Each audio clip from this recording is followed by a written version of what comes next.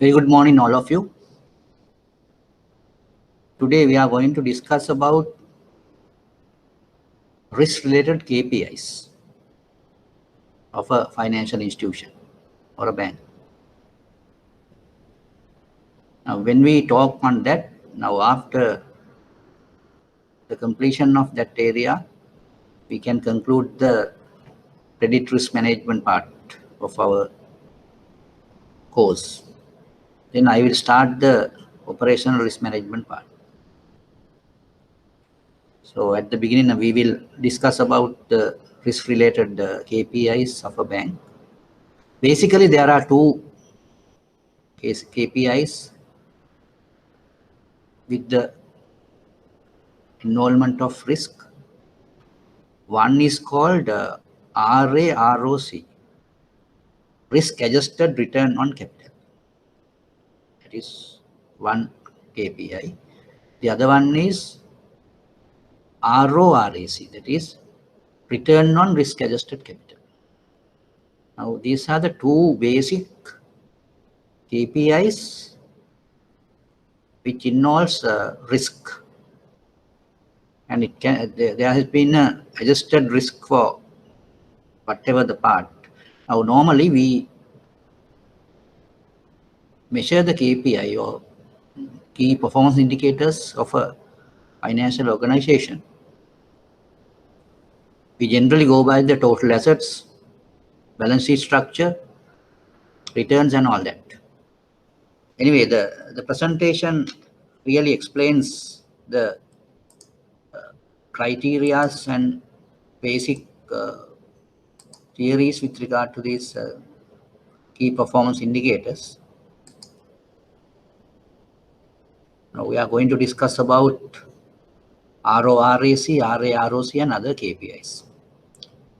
Now, you can be familiar with this terminology. RORAC, RORAC we call it, return on risk-adjusted capital. RAROC is risk-adjusted return on capital. So you can see where you did this adjustment.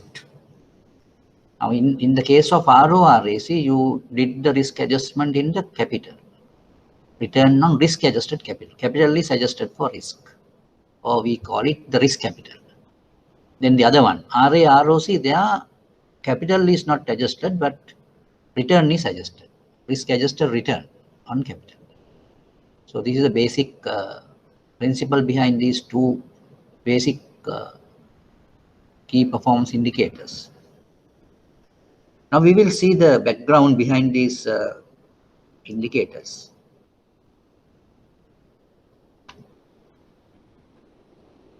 Now you just look at this slide where you explain about the traditional bank performance analysis. Now it carries three basic shortcomings or flaws, we call it. Now we will see one by one. Now the first one, for different institutions, they follow different strategies for their businesses. But these performance analysis indicators or the performance indicators, they don't have any concern about these strategies. They treat similarly the organizations with different and very diverse strategies. That is one issue. So when you can check it, that it ignores the wide diversity in strategies pursued by different institutions.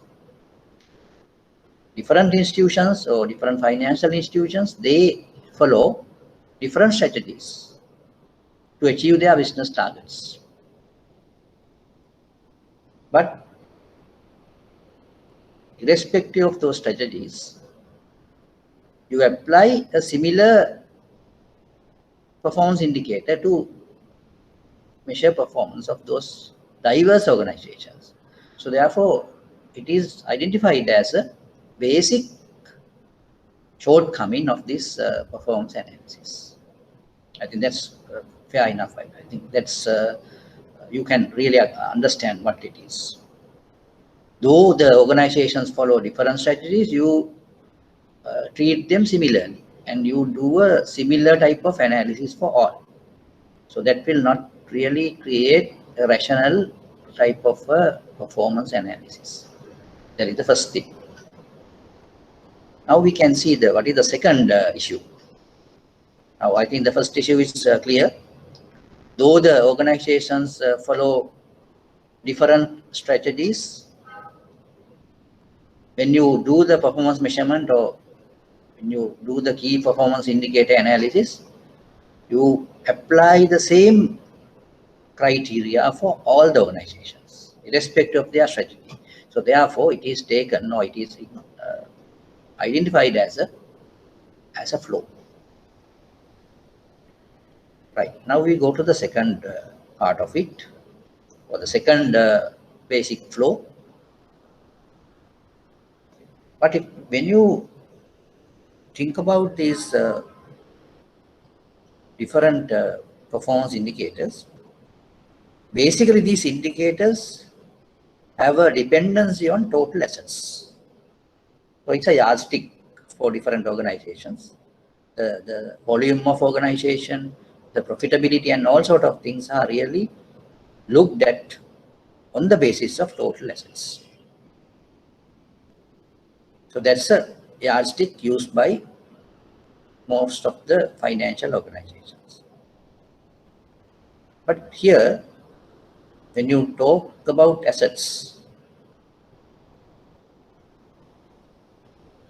there you just look at only the on-balance sheet assets. For banking organizations, there's a very substantial involvement in off-balance sheet activities. So off-balance sheet assets are there. Those are not counted in the balance sheet since it is off-balance sheet. Whereas the dependency or the effect of those things would be there. It's sure that it is, we all are confident that the off-balance sheet activities and assets created by off-balance sheet activities would be really influencing the performance of the organization. But in the case of total assets being a yardstick, this part is completely ignored. Now you all know return on assets is one criteria of a performance measurement, whereas though we say return on assets, we have not taken in actual asset base, because you have really you have to look at the off-balance sheet assets also in that case, because either the total amount or a part of it would influence the total activities of the organization. So therefore, that is the second issue we can identify with regard to this performance analysis. That is why we are talking about traditional bank performance analysis. And the second is, though we took total assets as a yardstick, there can be several influences by the off-balance sheet assets where we didn't take account of. Right, that is the second issue. The third issue,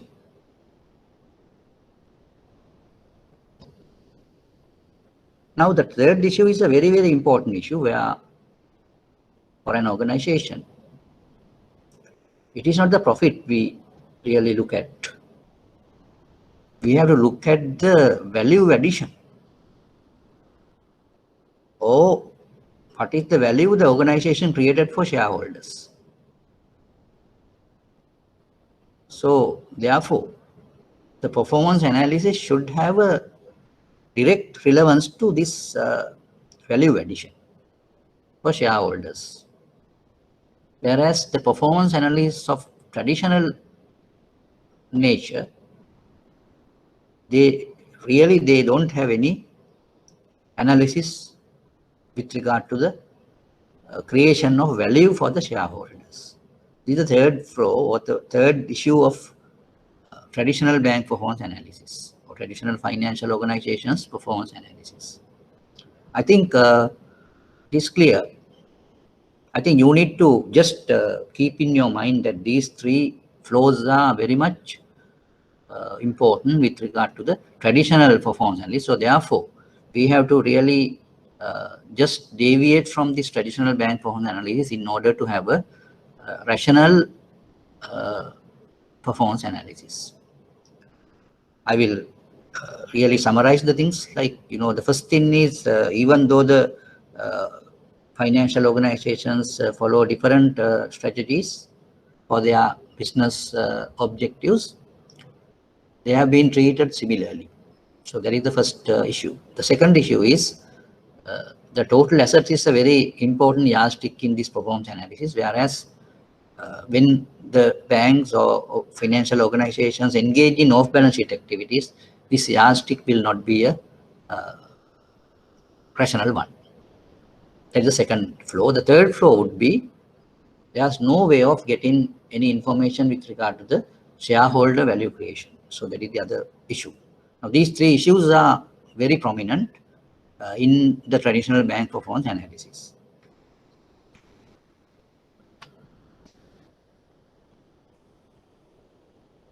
Now you might wonder what is this UBPR. UBPR is Uniform Bank Performance Ratios.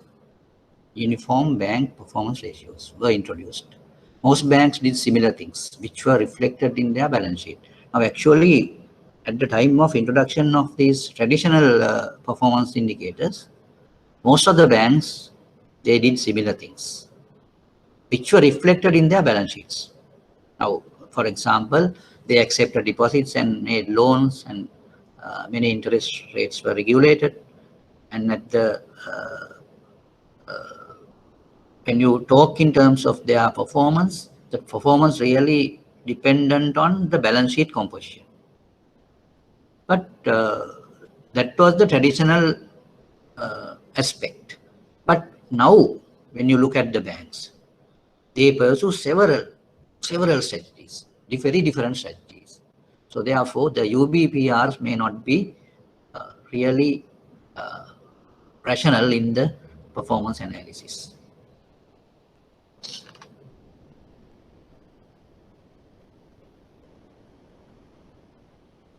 Now we are trying to explain why these RAROC and RORAC are very much important in the performance analysis.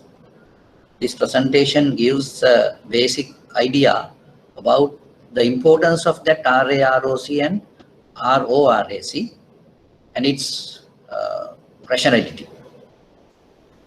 Now, in this slide, we try to see the issues of ROA. I think you all know the ROA is taken as a very prominent performance indicator for financial organizations, that is return on assets. Now, it's a biased indicator. Why?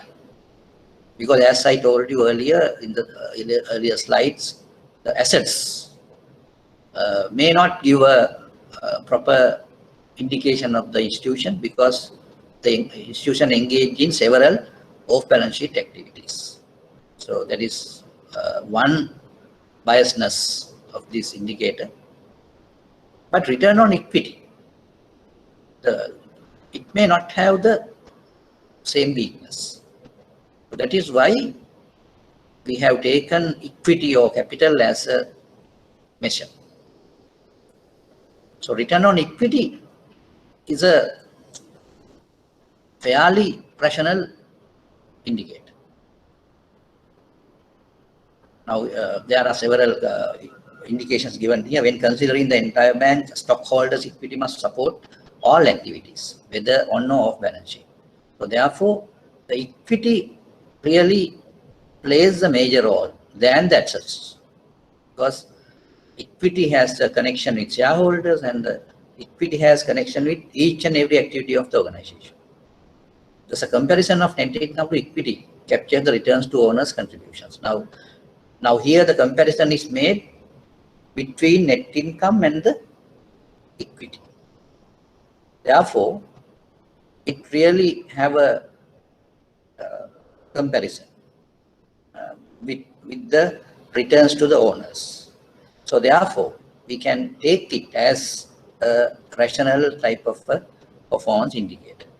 So therefore, these things give you a certain idea about how we take this return on risk-adjusted capital and risk-adjusted return on capital. Why we take these things as very, very rational type of performance indicators.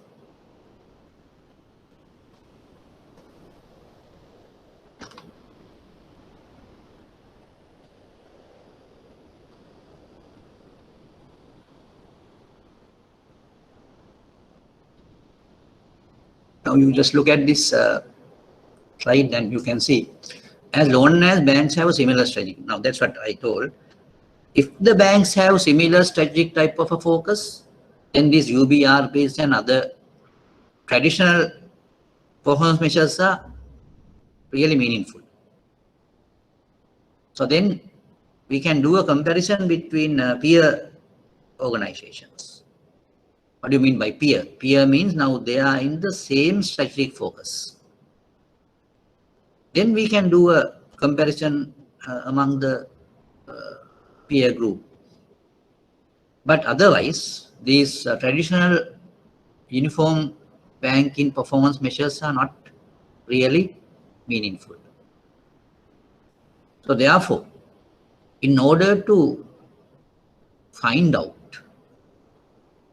all the organizations in a peer group, we need to consider the following. Now, the bank's strategic focus. That is the first thing which you need to understand. Then, what are the traditional balance sheet and off-balance sheet characteristics of firms? So first of all, you have to go through the balance sheet. Not only the balance sheet, off-balance sheet activities also. And then, how do the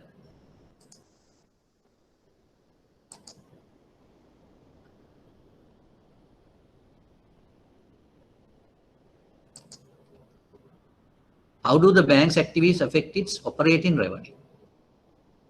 So that is another aspect we need to look at when we try to find out the peer group. Now, what is the necessity of finding a peer group? Because if you find a peer group, only the uniform banking performance ratios are meaningful. Otherwise, those are not meaningful. That is why we try to understand or try to identify a peer group.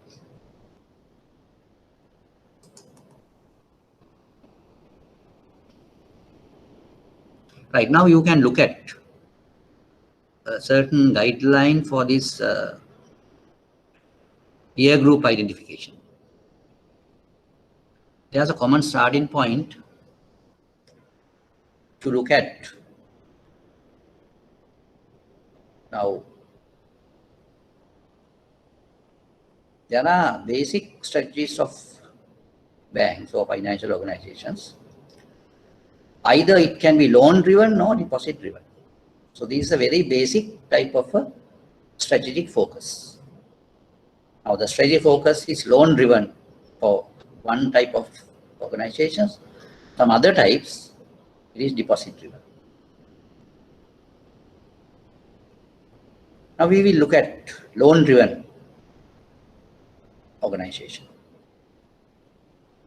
Loan driven banks profitability is generally a function of net interest income. It's a function of net interest income, with loan volume a major factor. Right. Now this is a way of finding out whether it's loan driven or not. If you just suspect that a bank is loan driven, so you can see how you can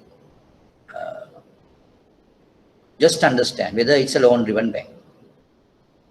Now, its profitability really based on net interest margin or the income.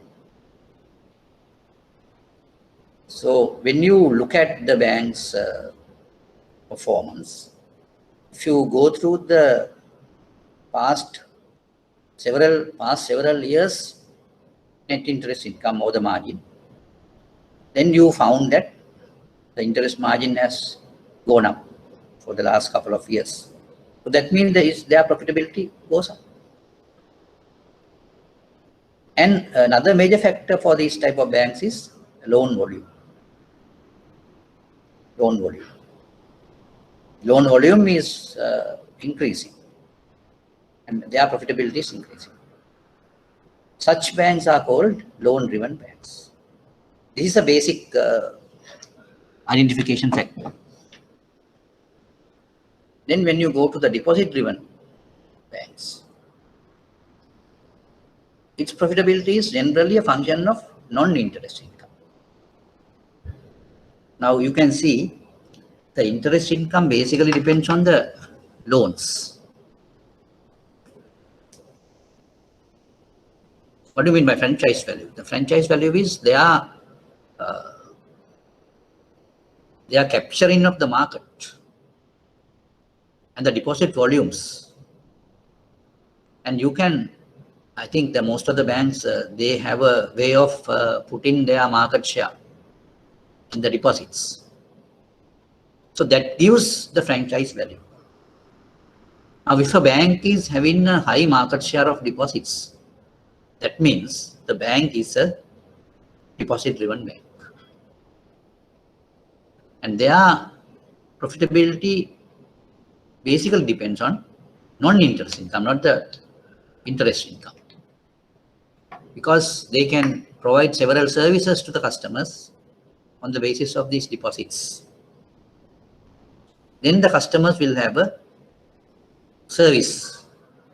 And for these services, the bank impose some charges. Now those charges will become non-interest income for the bank. And if you look at the bank's income structure, they will have more non-interest income than interest income. So those are the basic features of loan-driven and deposit-driven banks. Now our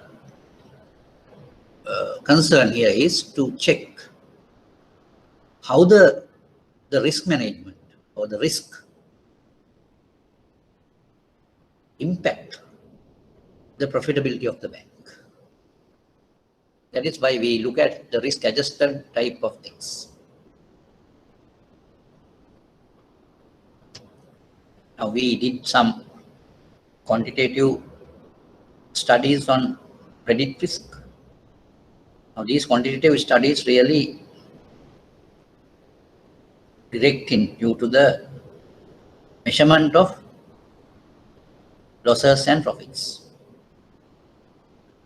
Now it will really in turn, it will go into the capital, whether the capital is risk adjusted or risk capital, and whether the return is risk adjusted. So that all depends on your credit risk management basically, because through the credit risk management you will be in a position to calculate the expected losses. Now risk adjusted return means you calculate the return and you have to deduct the expected losses from that. That will be taken as risk adjusted return. Risk adjusted return. And if you want to do an adjustment in the capital for the risk, so that means you have to get into a figure called risk capital or risk adjusted capital.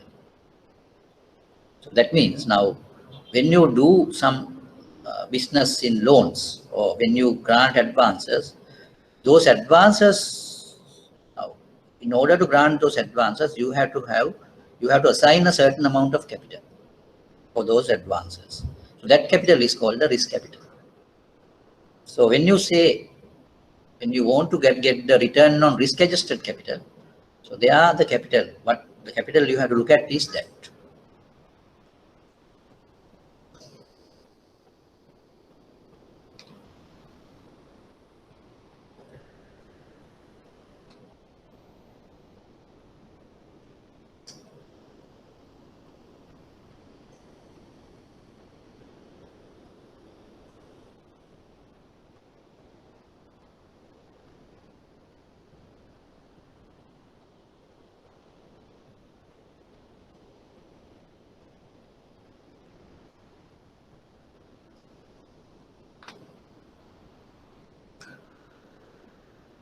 Right, now you can just look at loan-driven banks' characteristics.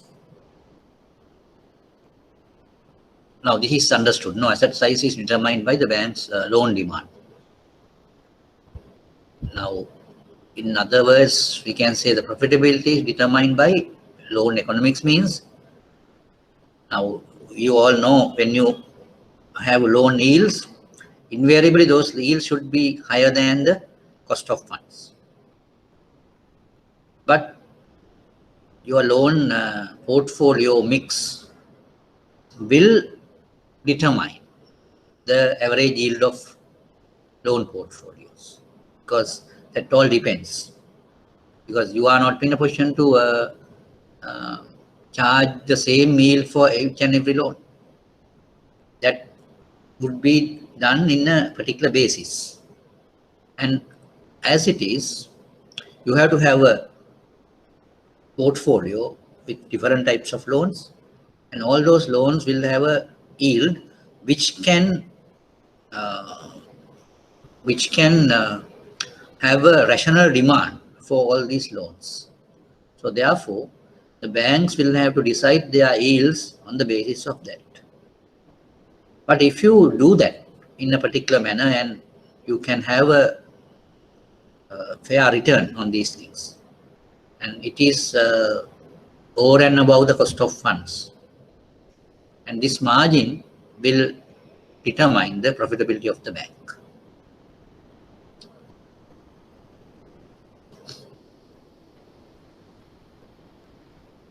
Now, when the loan margin is high,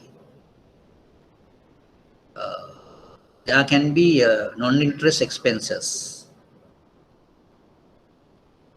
Now, for a loan-driven bank, the culture is they think, the loan-driven banks think that they are better in their underwriting of loans. What do you mean by underwriting of loans? Underwriting means the management. Underwriting is that, or security. When you grant loans, it will not be the end of the story. So you have to grant the loan, you have to recover it, you have to manage it, and all those things will become underwriting. And those underwritings, if they do a better job, then they will be more profitable. And the loan-driven culture of a bank really put forward a certain type of a perception of those banks. Now, those banks think that they are better in loan granting, and typically the value is some multiple of core earnings.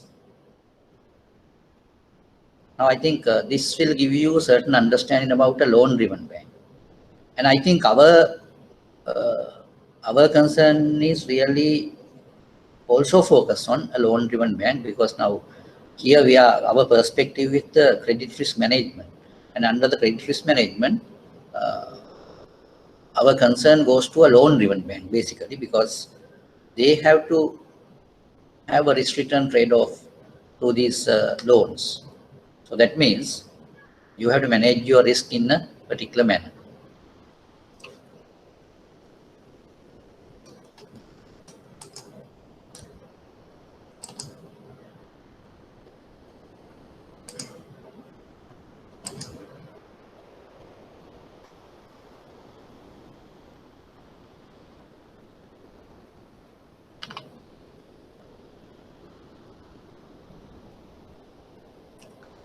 Now, for a deposit-driven bank,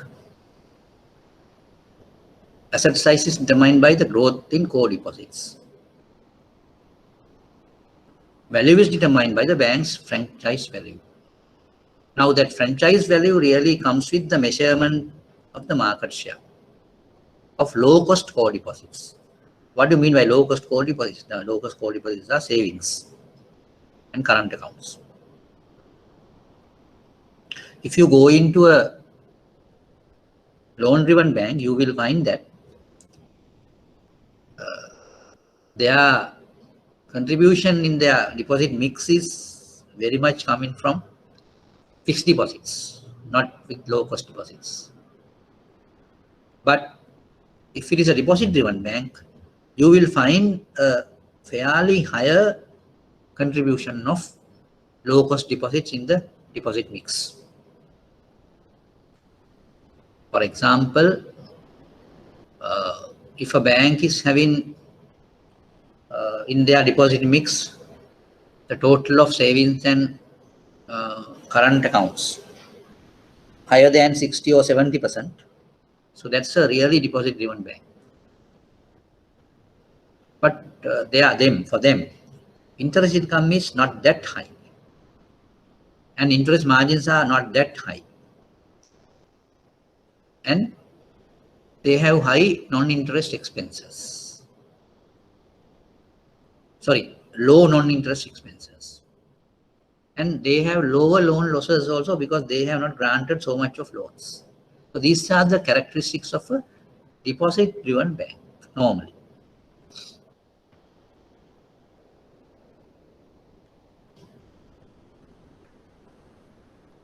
But if you look at the performance indicators, now those performance indicators serve a purpose.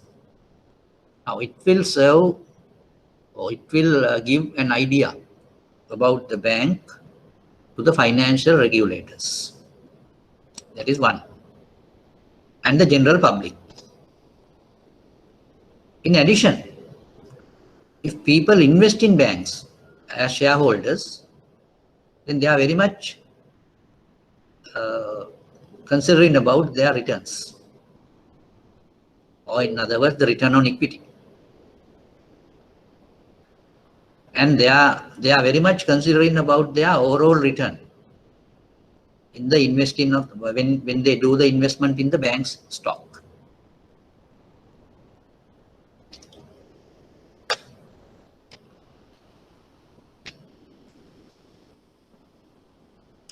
Now, when someone invests in the stocks of a bank, the return really equals to the dividends and the price appreciations in terms of the initial investment. So this is a very general and simple type of a thing where you can apply and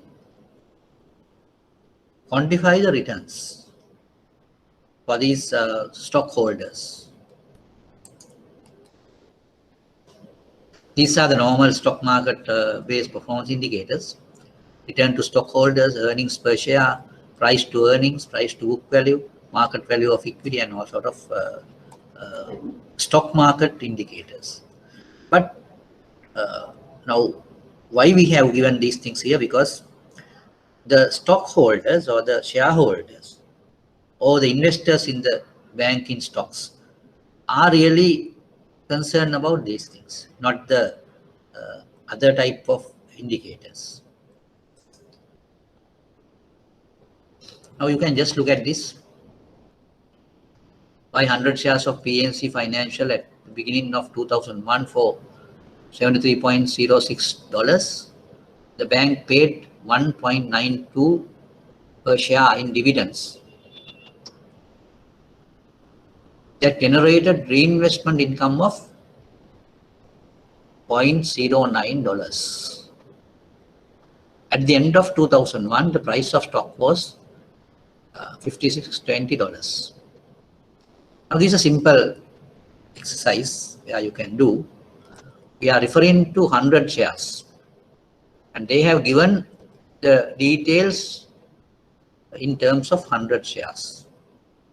Now you can see what happens really. The end price is 56.20, beginning price is 73.06. So is it a price appreciation or depreciation? It's a price depreciation. So therefore, it will be taken as a loss because it's a minus value, 56.20 minus 73.06.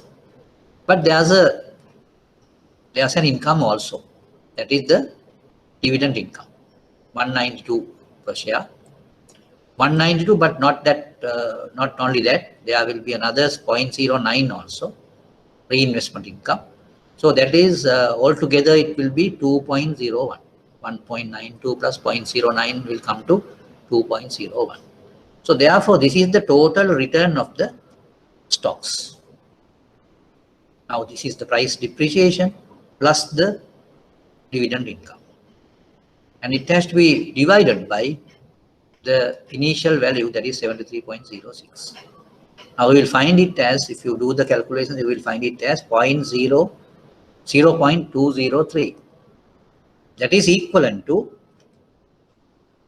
as a percentage, minus 20.3. So then this return to stockholders is a minus 20.3%. So it's a loss. It's a loss for the stockholders. I think this is a very simple calculation, but you can find out whether the stockholders got a return or loss during a period of time.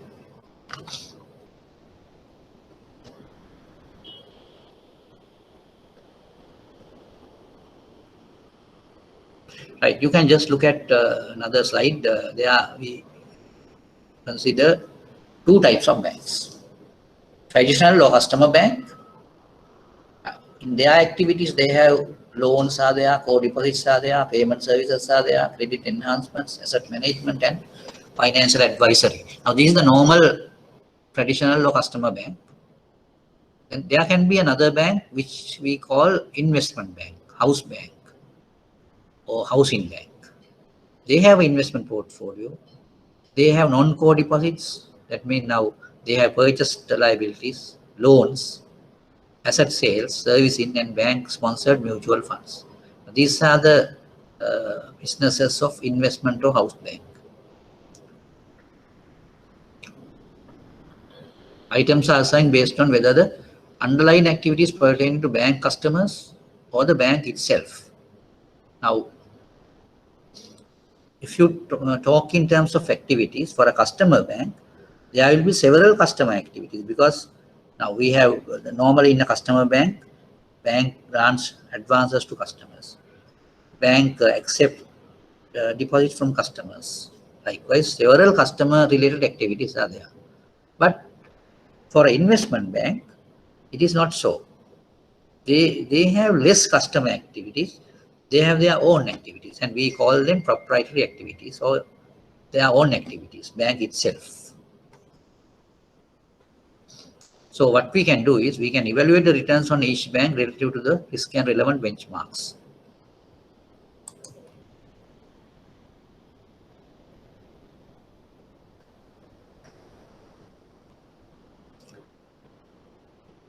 Now in a bank, what we can do is we can do an analysis on profitability on account of a line of business. So line of business is, now there are several lines of businesses of banks. So we can say corporate lending or corporate banking, retail banking, treasury services. Likewise, there are several business lines of a bank. So in order to get a proper idea about their risk-related return, we need to do an analysis of a business line rather than analyze it all over the bank. Now, if you do an analysis on all over the bank, then now what we do is we do balance sheet type of an analysis or profit and loss account type of analysis. But in the case of risk-adjusted return analysis, what we need to do is we need to get a return for on account of several business lines. Now here it gives a certain explanation here. So they can have a type of loan customers, so small business, middle market. Likewise, you can divide these things into several parts or type of depositors, profitability and all that. So even branch wise or ATM wise or telephone wise or whatever it is. So these are the types of business lines the bank can think about.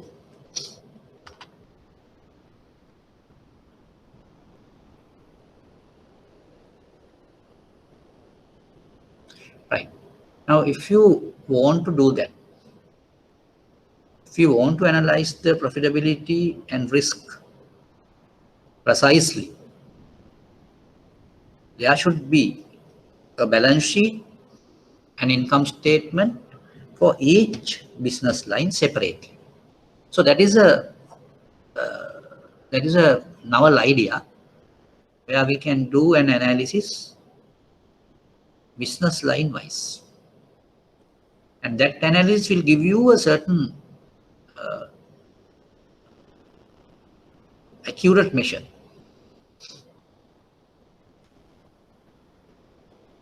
But the problem is, it is little difficult for a bank to have this type of activity-based type of balance sheets.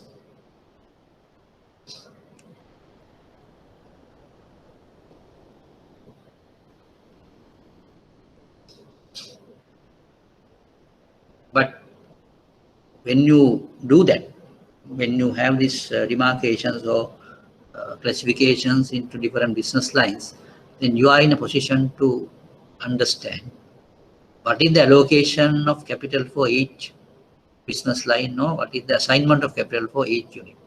So that's the thing to be understood.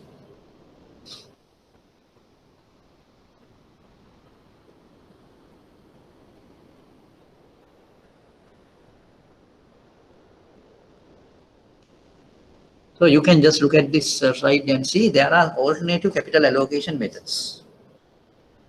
Now, one method is to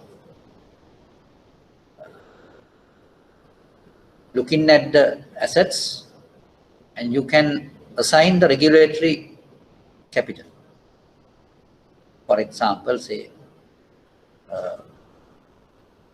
you have to assign for a risky loan 10% of capital.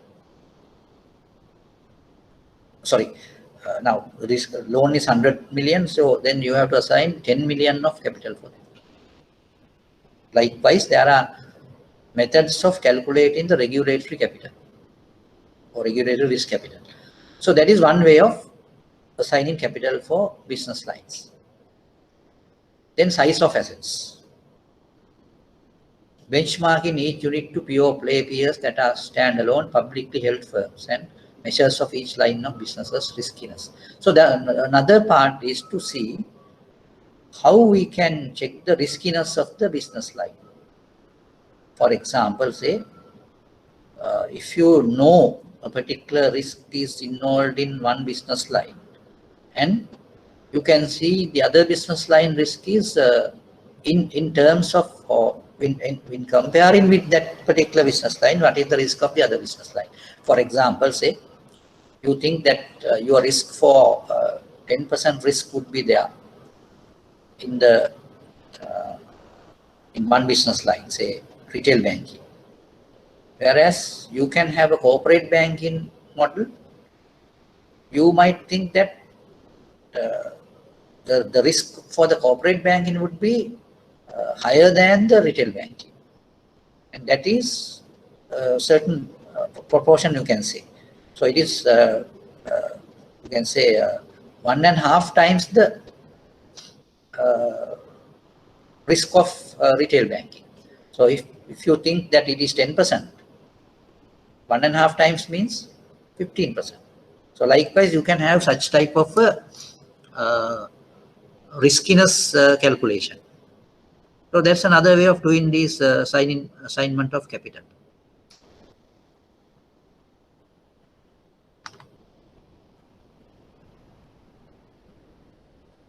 Now here the both performance indicators been described. RAROC is risk adjusted return on capital. RORAC is return on risk adjusted capital. Now you can see the ratio. In RAROC, you have to have the risk adjusted income divided by allocated capital. Now in this particular case, we have to adjust the income for risk. Income is adjusted for risk. Now there, what do you mean by adjusted for risk? Risk is equivalent to the expected losses. So then you have to calculate the expected losses. Now you all know that now there's another accounting treatment on IFRS 9. There you have to calculate the current expected credit loss. So that is being taken in order to get the risk adjusted income. Then return on risk adjusted capital. It is net income divided by allocated risk capital. Now here we say, specifically we say allocated risk capital. Capital is adjusted for risk. Capital is adjusted for a maximum potential loss based on the probability of future returns or volatility of earnings. Now you can remember that we did the calculation last week with regard to the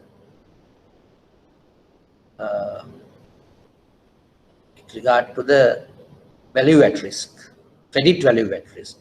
So that means that is the unexpected loss or the maximum loss. So that maximum loss can be taken as a risk adjusted capital. So likewise, you can have different methodologies to get on to the risk adjusted capital.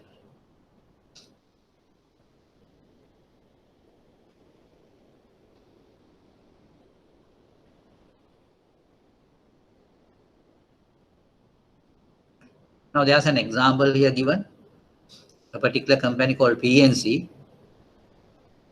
and they reported results for 7 distinct lines of business. Now they have banking business, asset management,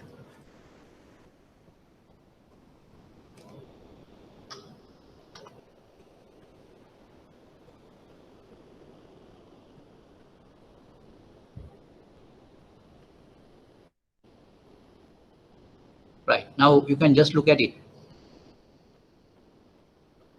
It says financial results for PNC by line of business.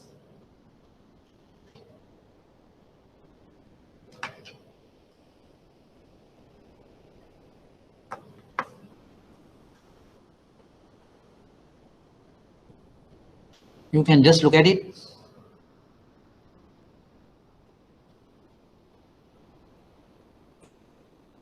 Now we will go into the first part of it,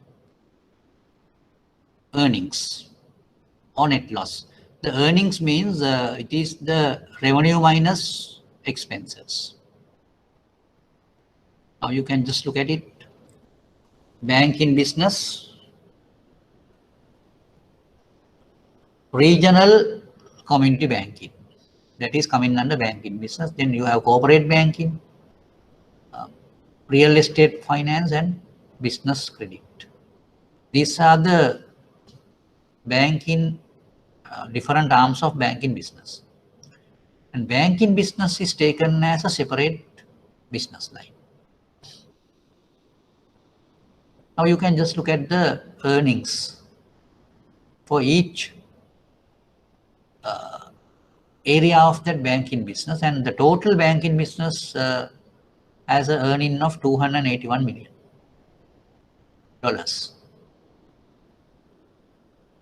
But you can have a comparison also. In 2000, they had 964 million earnings. Now you can see there's a drastic drop in earnings in the year 2001. Now when you look at the revenue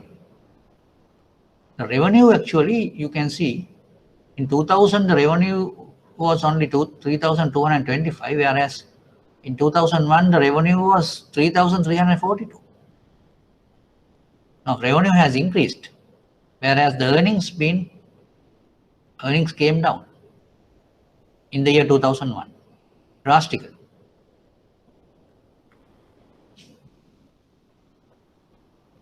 Now you can just look at the average assets also. For the total banking business, the average assets in 2000 was 64,864, whereas in 2001 it is little higher than the 2000 total assets. 64, sorry, little lower than 64,723.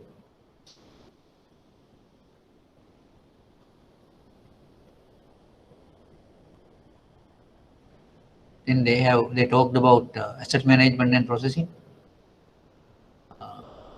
Now in the case of financial results for PNC by line of business, now banking business is taken into consideration.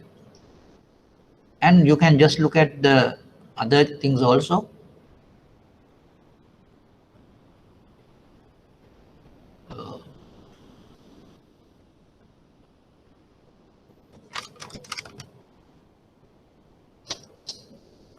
Now this is not a quantitative exercise, but you can just have a look at this.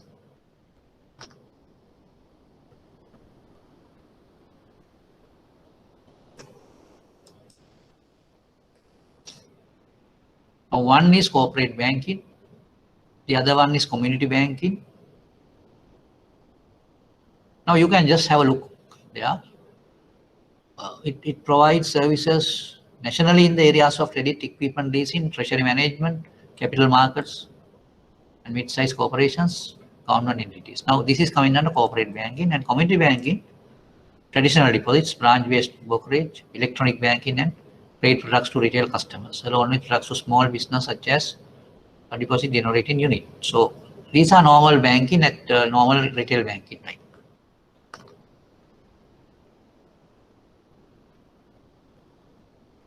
And income statement is also given here with regard to corporate banking.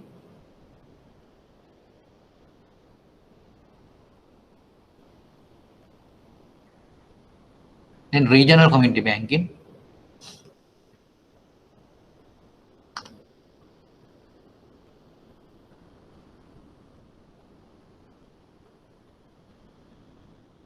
Right, now you can just look at this risk-adjusted income and economic income. Two adjustments are frequently made to income in line of business profitability analysis. Now, as we discuss about two prominent performance indicators, risk-based. One is RAROC, that is what you call risk-adjusted return on capital. That is number one. And number two is RORAC, that is return on risk-adjusted capital. So when you have this first one, RAROC, that is risk-adjusted return on capital, you have to adjust the return for risk by subtracting expected losses. So this is the way of doing the adjustment for the RAROC.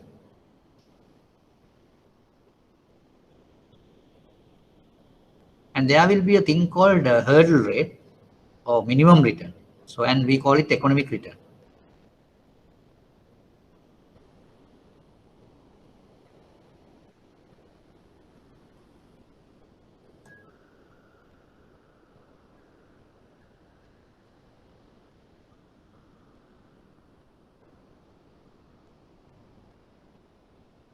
Now, when you say allocated risk capital, now say, for example, if you want to get the RORAC, return on risk adjusted capital, so we have to go to this allocated risk capital. Now, when we allocate risk, there are different ways of allocating: regulatory based bias, or asset size, or benchmarking, or perceived riskiness of the business unit. Now, these are the criteria on which the capital allocation is made.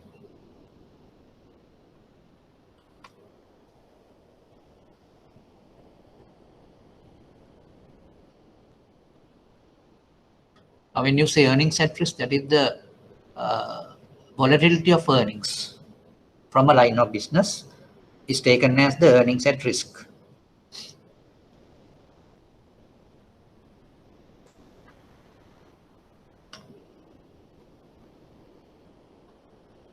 Right. Now, there's a small exercise or example given here, taking into account earnings at risk. Using historical data for each of the past 30 months, estimate revenues obtained directly from these loans. Using historical data for each of the past 30 months, estimate direct expenses from offering these services and expected losses. Now, it is a simple exercise where it has given different criteria or different things which you have to do. Now, what they did was they just got historical data for past 30 months. 30 months means it's 2.5 years. Revenues obtained directly from these loans. So one exercise is to obtain the revenues got through those loans for the last 30 months.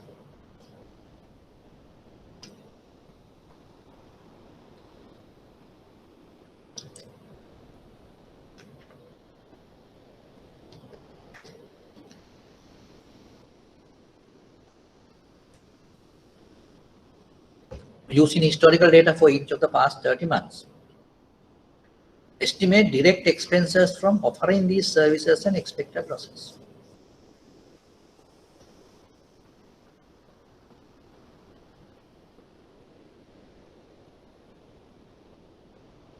Now, the second step is to get the expenses calculated for each of these loans. And expected losses, not only the expenses, expected losses also to be calculated.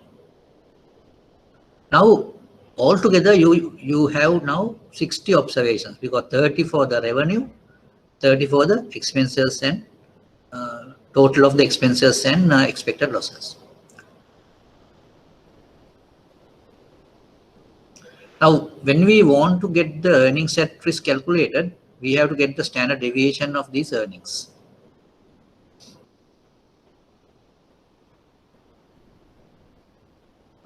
Risk capital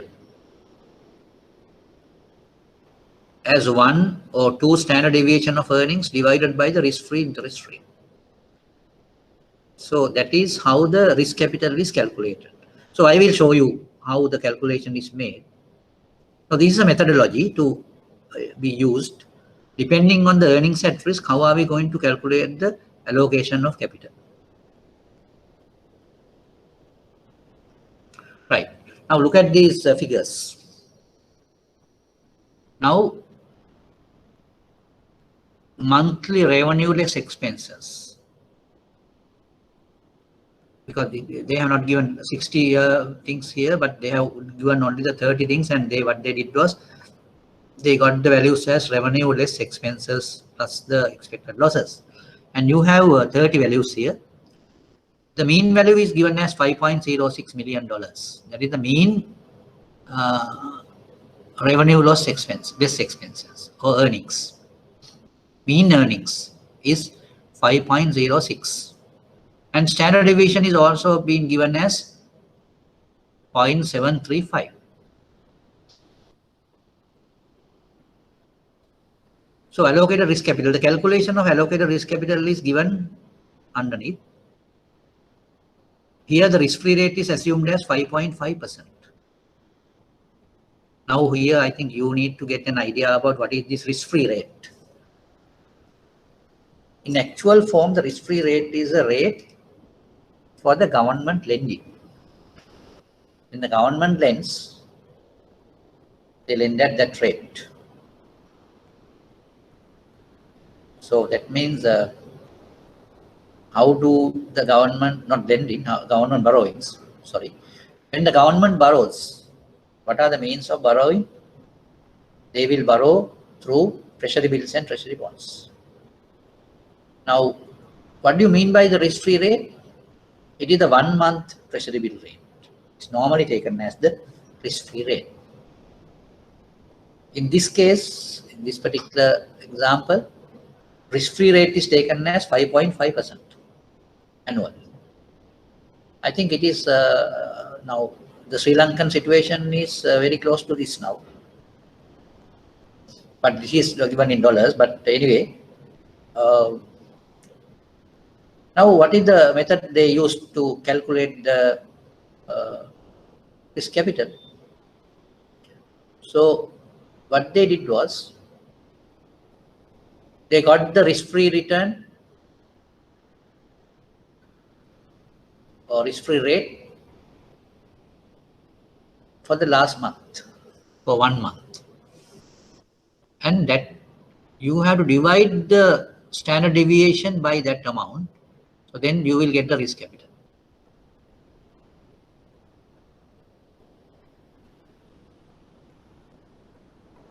So what is this?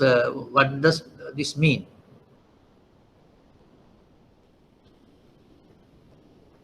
Now the risk will be equal to the risk capital into risk-free rate. Now you look at it. Risk-free rate is taken as 0.055 divided by 12. Why we divided by 12? Because it is 1 month, monthly. We have taken it monthly, so therefore we took the monthly rate, not the annual rate, but it is quoted as annual rate, so therefore you have to convert it to one monthly rate. That is why we divide it by 12. Then it has to be at now risk capital.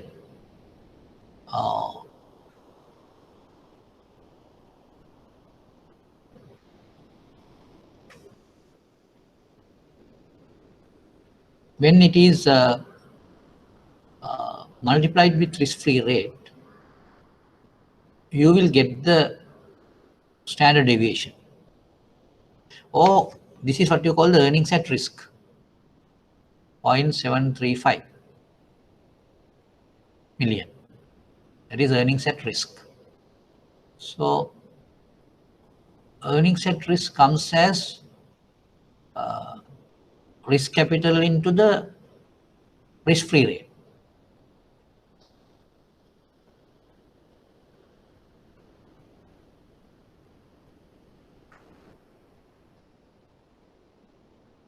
Now I think you can really understand the rationale behind this. So what do you mean by risk capital? Risk capital means the amount of total risk which can be absorbed.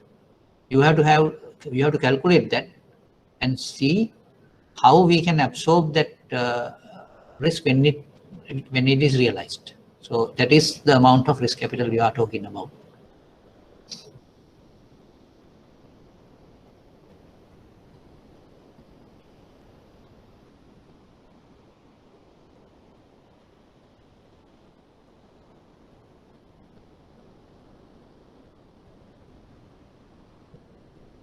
Because the capital here is, say, we have taken this capital on a risk-free basis, but we have to allocate amount which is equivalent to the standard deviation, that is the earnings at risk.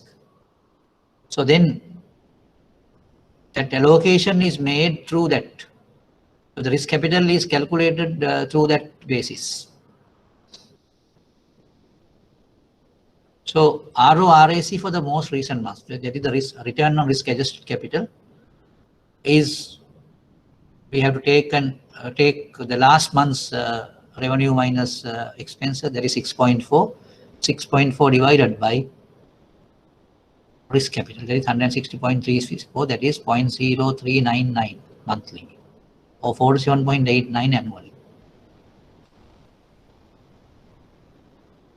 Then the next part is economic income, that is assuming a hurdle rate of 12% annually. Economic income net of the capital charge is now 6.4 minus economic income is 0.1212 to 160.364. This is the economic income.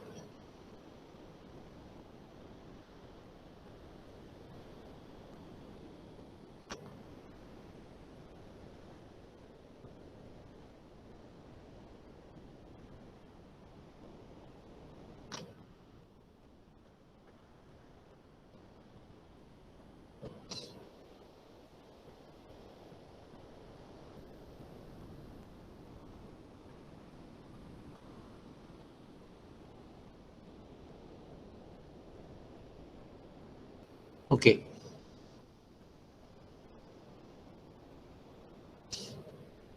Now I will just ask you to do some exercise, change in some of these values. Keep these revenue less expenses value as it is, and the standard deviation also as it is.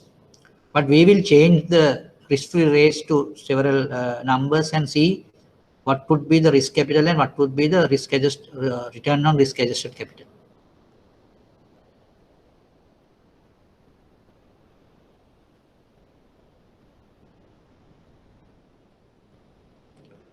Right. Now I will just give you a certain exercise like. Now you need to assign or you need to assume that risk-free rate is 7%. We assume risk-free rate as 7% and just calculate the risk capital. Just calculate the risk capital. Do you get my point?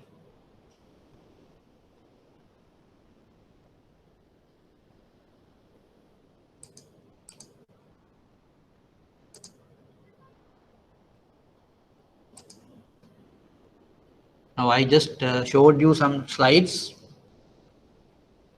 and those slides actually explained several things. The last slide gave you a basis of calculating the risk capital. Now the calculation was made on a certain theory where you got the mean value of earnings and the standard deviation of earnings. The standard deviation of earnings is taken as earnings at risk. Earnings at risk. So these earnings at risk, if you have to divide the risk-free rate, if you divide it with risk-free rate, then you can just see how much risk capital you have to get for that particular business. I will show you how we got it, right? So as it is,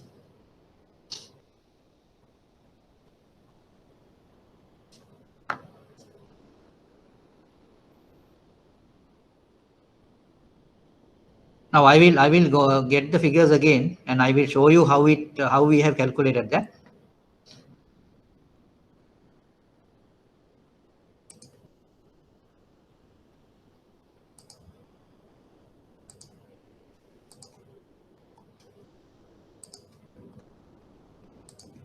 Right. Now here you have monthly revenue less expenses or monthly earnings, we call it, for 30 months. The last figure we got was 6.4, and the mean value was calculated as 5.06 million. Standard deviation calculated as 0.735 million. So we did an exercise to calculate the allocated risk capital, right? So that allocation I will show you how we have taken.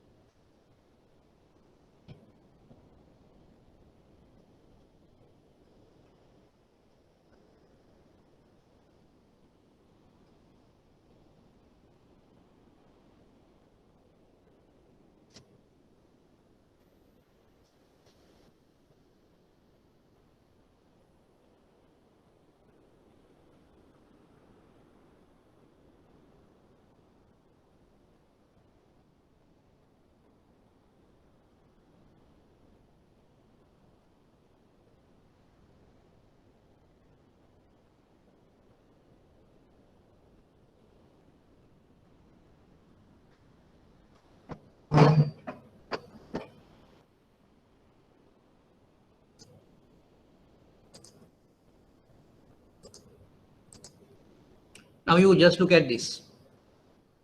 Risk capital is equal to the earnings at risk divided by risk-free rate.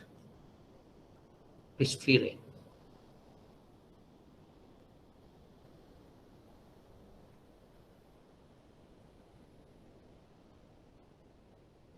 So that means how much of capital you have to have.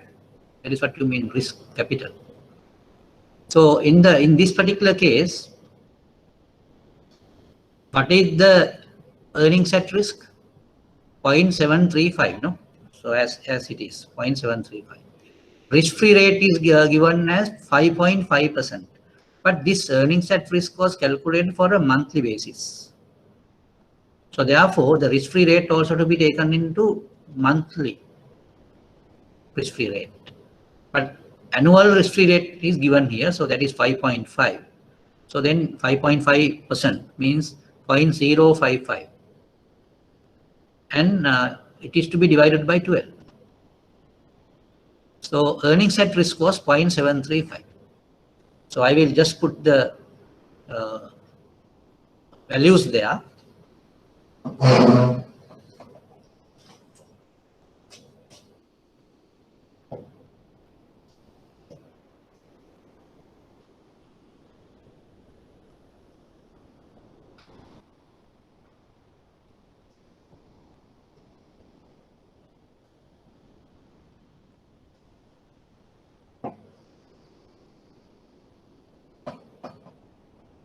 Right. Now, if you do this calculation and you will find the risk capital calculated, do the calculation and see whether the answer comes.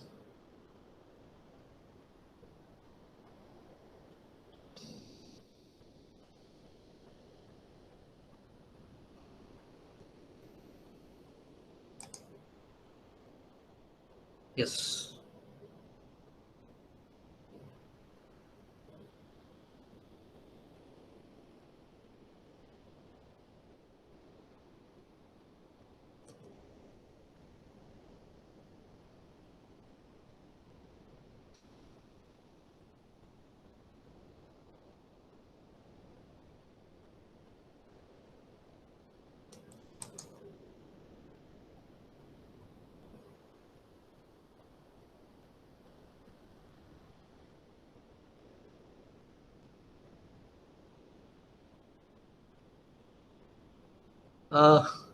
I can see a question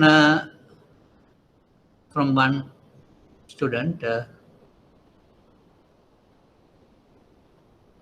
No, I'm not very clear about the question. Anyway, if the rate is less, why should people invest in such banks?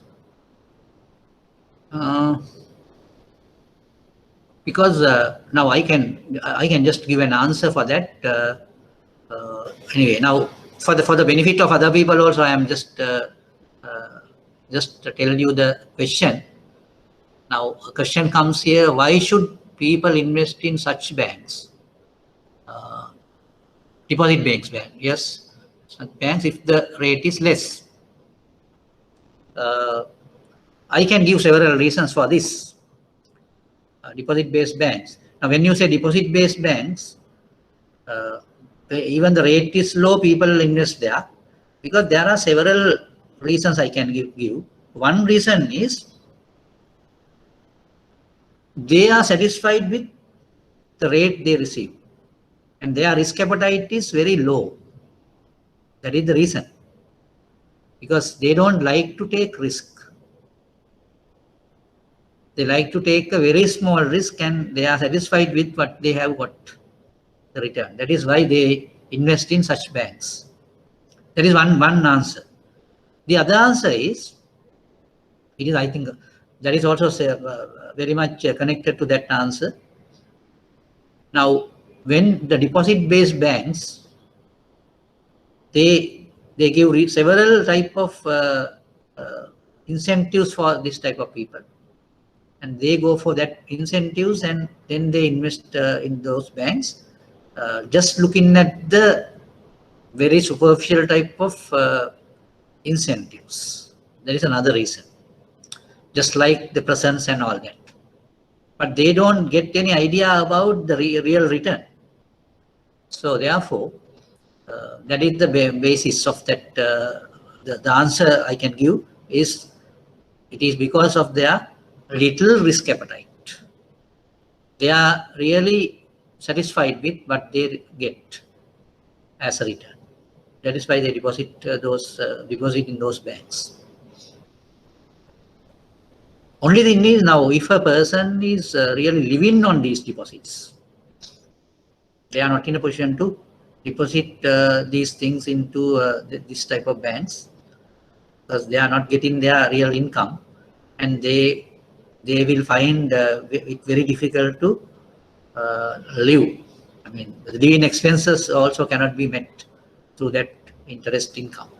So those are the things. But if that is not, it is not necessary. Say if they have some other income, they will be satisfied with the low returns. So that is the answer which I can give you. Anyway, now we will go to the question. Here we just put the way of getting the risk capital calculated. So now you can just see how the capital calculation comes. Now I am asking another question here. Assuming that the risk-free rate is 7%, get the risk capital calculated. But there's no change in the other things. The standard deviation or earnings at risk would not be changed. It is same. But you can say you can just calculate the risk-free rate, risk capital, by assuming the risk-free rate is 7%.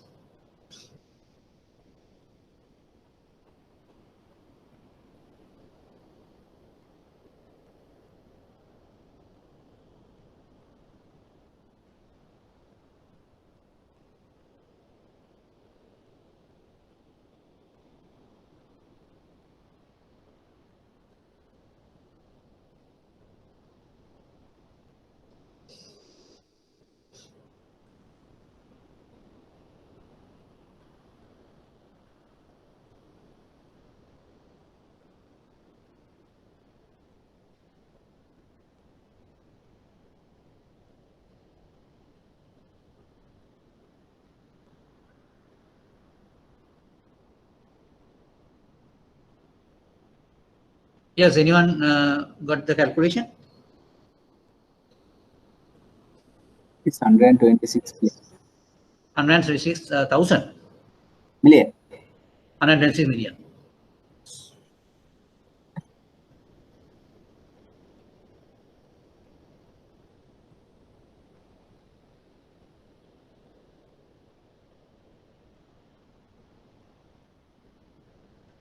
Yes, what you have to do is now in place of 0.055, you have to put 0.07, and it is to be divided by 12. And the answer would be 0.735 into 12 divided by 0.07. That will be the calculation. So when you do that calculation, you will get the answer.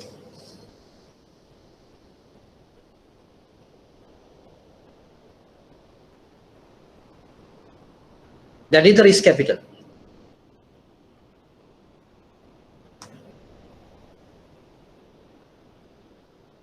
.735 into 12 divided by 0.07. Yes, you get 126 million. Now, when you compare it with the earlier value, the value you got through the 5.5% risk-free rate, what is the difference? What is the difference?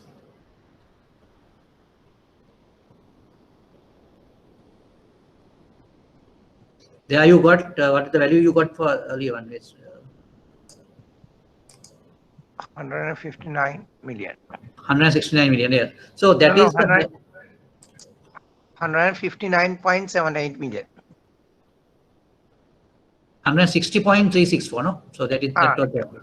160.364, that is the value for risk capital. And when we calculated it for 7% risk-free rate, it is lower. Risk capital would be lower. Now, I think you get the rationale behind that. So you just think about it and tell, I mean, give me the rationale behind that. Why it is so? Because the risk capital is becoming lower when you have a higher risk-free rate. Higher risk-free rate.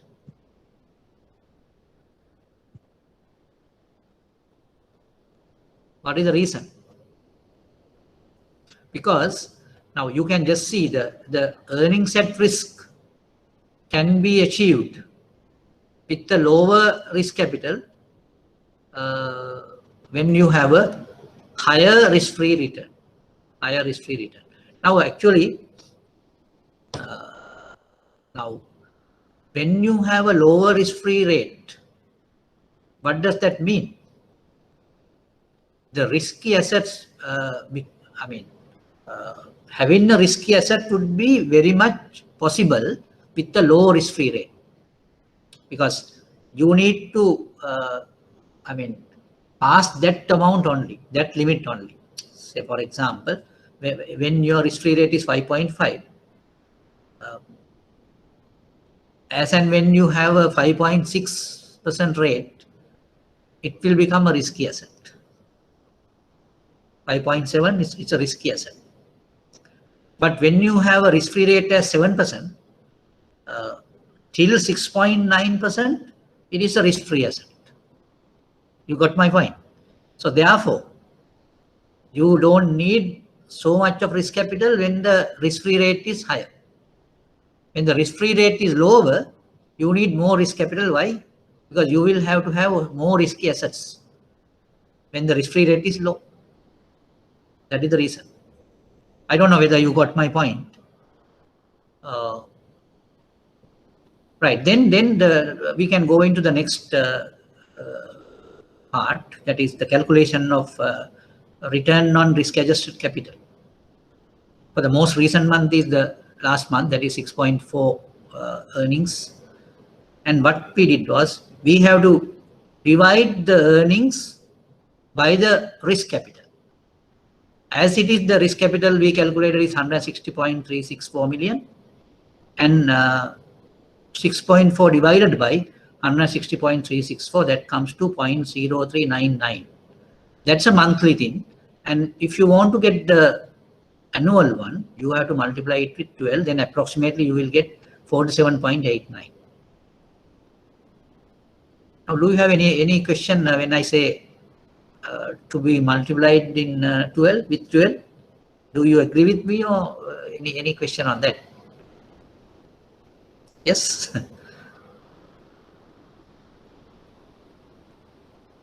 Is it correct if I say that when you get the monthly rate as 0.0399, and in order to get the annual rate, is it correct to multiply it with 12?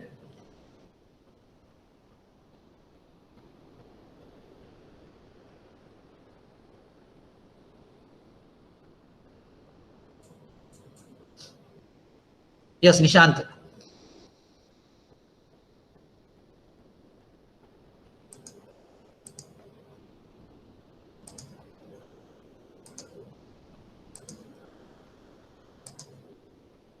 Now I asked that question, when we get the return on risk-adjusted capital as a certain value, so is it 0.0399 or something, no? So is it correct to multiply it with 12 and get in the annual rate? Or you have any other way?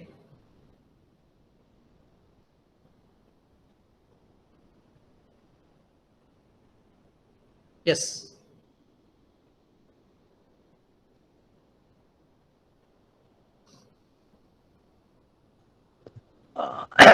In gross, yes. that would be okay, but it doesn't give us the real effective rate. Yeah. I mean, yeah. Yeah, yeah. So that has to be effective rate has to be computed in a different manner. Yeah, But yeah. but in a gross way, that would be Yeah, a yeah. fine. Yeah, of course, you are correct. No, anyway, what we can do is we can just get this value as 0.0399. Then you have 1 plus 0.03399 to the power 12 minus 1. That will be the answer. But anyway, Minus 1 is the answer. yeah, that is the Power answer. 12 Yeah, minus 1 is the answer, yeah, right? yeah. So anyway,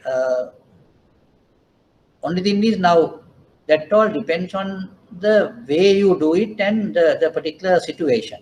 Because if you are doing this type of a question, I think it is enough, or it is fair enough to multiply it with 12 and get an approximate answer, and you can say that approximately this is the value. So that is how you can put it. So if you want to get the correct 100% correct answer, so that then that would be 1 plus 0.0399 to the power 12 minus 1. That will be the answer if it is if you are going to calculate it in the correct manner. Anyway, that's good. Then we can see how we can get into this RAROC, RORAC, this return on risk adjusted capital. So you got it as 47.89 annually. So this is the return on risk adjusted capital. So I think that's a fairly high return, fairly high return. Anyway, then there's another thing which they talked about, the economic income. And these things are also very, very important because when you do the performance analysis or performance indicators, so you have to be careful about this economic income. The meaning of economic income is there should be a thing called hurdle rate. Hurdle rate is not the risk-free rate, but you have to adjust for risk and then get another one. That is what you call the hurdle rate. Now, economic income is taken as a net of the capital charge. I mean, now the capital charge would be now when you say the hurdle rate as 12%, and it is monthly 0.12 divided by 12, and we have to multiply it with the risk capital, and that would be the at the hurdle rate, that would be the expected amount of loss. So therefore, economic income would be 6.4 minus that. So that is 4.796. So that's another criteria you need to think about. The thing called hurdle rate. That is really the, I think you heard of this internal rate of return, but it is not clearly this internal rate of return, but hurdle rate is a particular one where you can say it's a cost of capital type of a thing.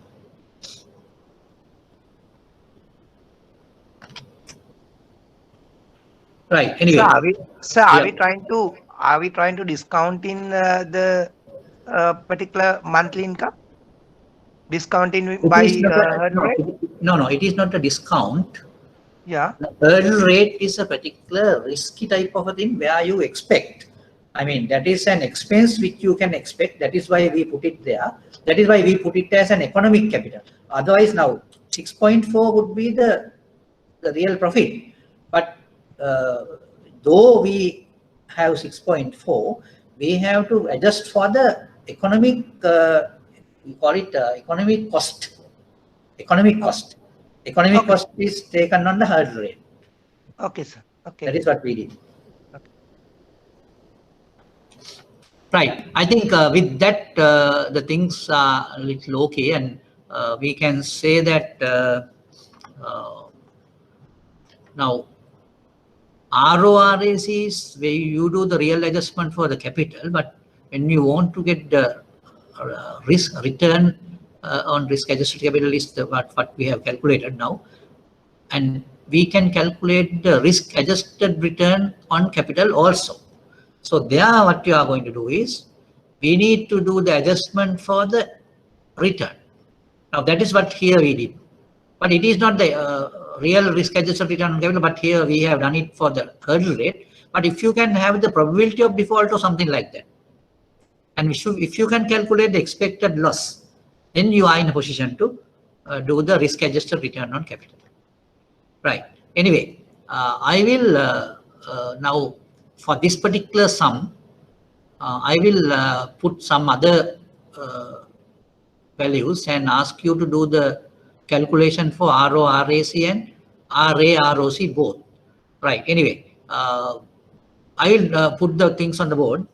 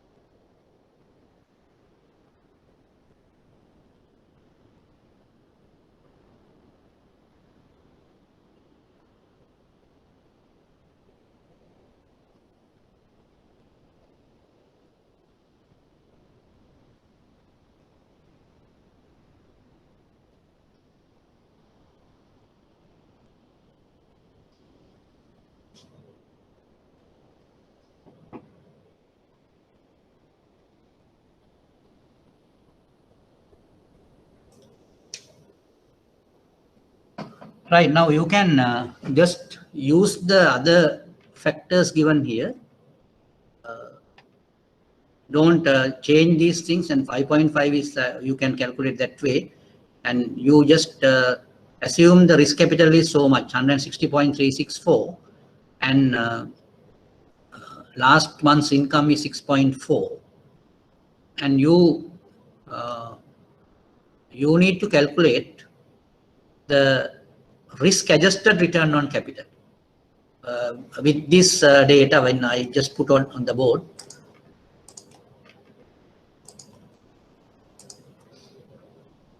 now you can see, if the portfolio PD is 2% and the total portfolio value is 100 million, calculate the RAROC assuming an LGD of 20%. Assuming an LGD of 20%. Now you do the adjustment for the earnings and you calculate the risk-adjusted return on capital. I think you can do that. Because what you mean by risk-adjusted return is You just get the return and you have to adjust for the expected losses.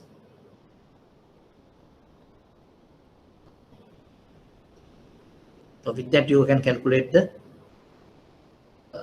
risk-adjusted return on capital.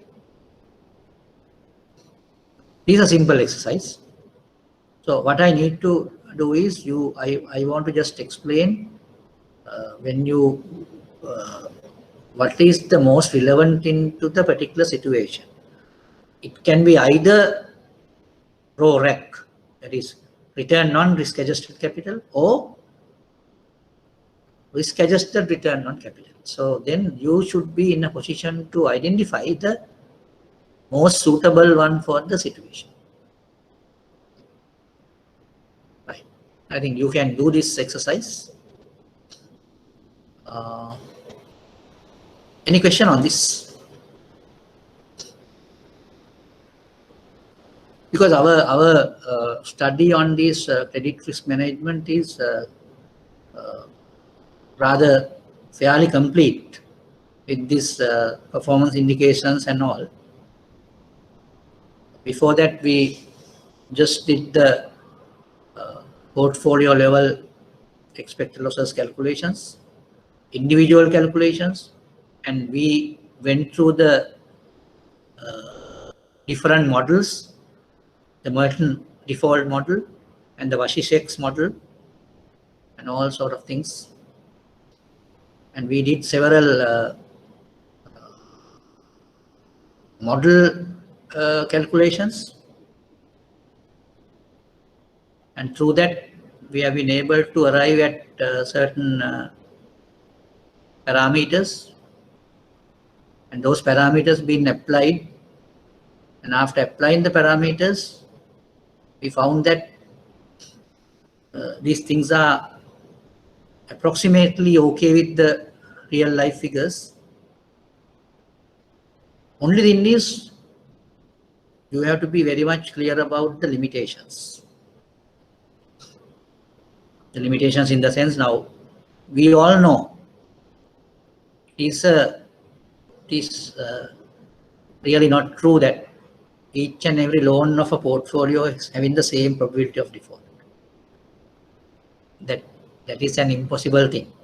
May not happen that way, but we do several assumptions, and we think that at a certain level, when the individual loans are very much small, when you compare it with the total value of the portfolio, and all the loans are in the same rating category, then we can assume all the loans are having the same probability of default approximately. So that is the assumption. So the limitations you need to apply, but you can have that assumption, but then you have to see the conditions. Now, one condition is your loan should be very much small when you compare it with the total portfolio value, and all the loans should be homogeneous, similar type, and all these are the conditions. But I think in your organizations you can find that type of portfolios: the housing loan portfolio, vehicle loan portfolio, micro financing, and all sort of things. Those are very rational type of examples. And the other thing is the worst case type of a default that will happen in a economic downturn or any economic disaster, whatever. It can happen. So therefore, the worst case also, the limitations are there. And there also we think, in the worst case scenario, each and every loan will have the same correlation coefficient. So that's another assumption. And all these things on similar lines, we did all these calculations. And can you remember that we did the calculation on probability of default using the Merton model. There you get n minus d2 as the probability of default. N minus d2. Then d1 and d2, you know what it is. So then when you have this probability of default calculated, then you know the formulas for recovery rate and the spread also. Spread is taken as yield minus risk-free rate. That is what you call the spread. So the spread increases together with the probability of default. So these things, actually in a summary, we did all these things. And I think in your organizations, you are in a position to carefully apply these things. Carefully. Why I say carefully? Because you can't apply those things haphazardly. Just put in values or whatever will not help you. But you need to understand the situation, the underlying factors. When you have these underlying factors, when it is compatible with those underlying factors, then you can really use the model. The Vasicek model is a very important one for a portfolio. And we did earlier the individual things, and not only that, I think I just gave you some formulas to calculate the unexpected loss also. Now those formulas, if you, now under the Vasicek model, we had an assumption at the worst case scenario, all the loans will have the same correlation coefficient. But it's a very extreme position, no. But if you are in a normal position, you should be in a position to calculate the correlation coefficient between each and every loan. And when you do so, you are in a position to get the unexpected loss of each and every loan. Then you have unexpected loss calculated for each and every loan. Then you are in a position to calculate the risk of the unexpected loss of the portfolio also. Even though this mathematics is straightforward, but it gives you a certain burden where in the calculations, either you have to make use of Excel sheets or a computer. If you do that, but only thing is you need to find the correlation coefficient. I think I gave you a certain guideline on calculation of correlation coefficient of these loans. Now, for example, if you have granted loans to stock market quoted companies, through the stock market, you are in a position to get the correlations. So the correlation between the stocks can be considered similar to the correlation between these two loans. So that's another way we can get it. Provided the loan, but the borrowers are quoted in the stock market. If they are not quoted in the stock market, there's a way you can do it. You can get their returns calculated through their asset liability management statements or whatever. So there also you can do that. So anyway, the theories are there, but what you need to do is you need to just get the situation understood. And you have to see the conditions, and you can make use of your knowledge of models to do some quantification into the risk. Right. With that, I think we can have a I have a question on unexpected loss calculation. Yeah. When we calculate the unexpected loss for the particular asset, Yeah. Then how we evaluate that standard deviation of the LGD and standard Yeah. deviation of the Yeah. expected default frequency? Because this how we do that in practical. Yeah. Right. Now that's a good question. What happens is now we should be in a position to get the you know historical figures for EDF. Historical figures for EDF for a particular loan. Now, say for example, you have a loan, and that loan you can say in different times. In different times, if it is in a portfolio also, you have values, and you can get the historical uh, figures for these non-performing advances. So then you might have figures to get the EDF calculations. Through those historical EDFs, you will be in a position to get the volatility or standard deviation calculator of EDF.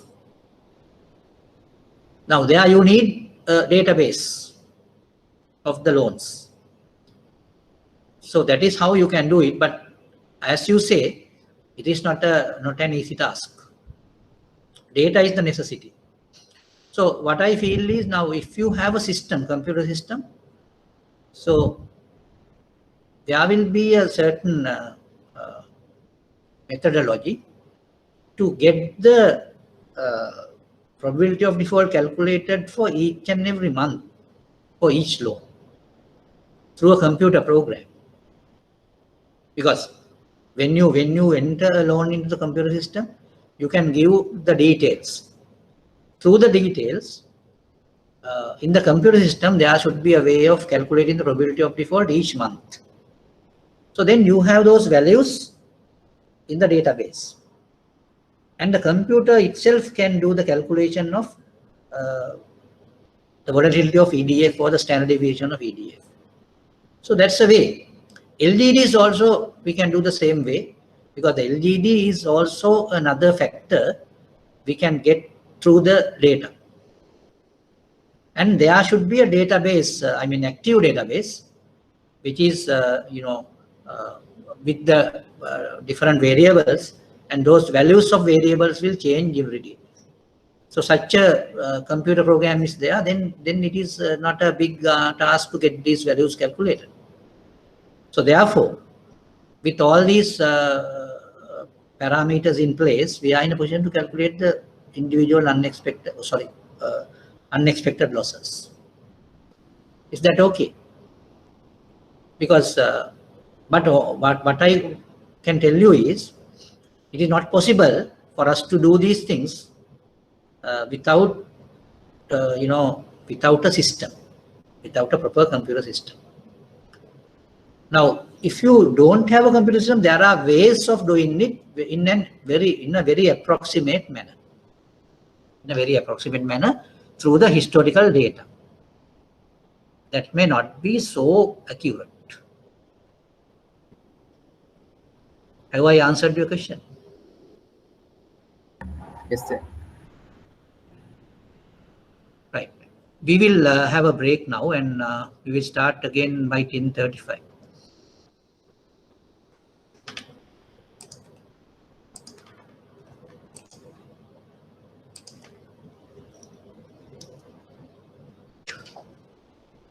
Now, come back to the session.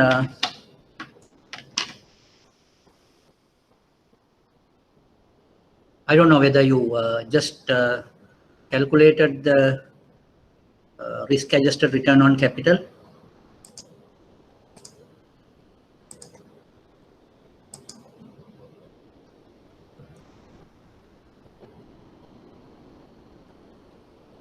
Now, in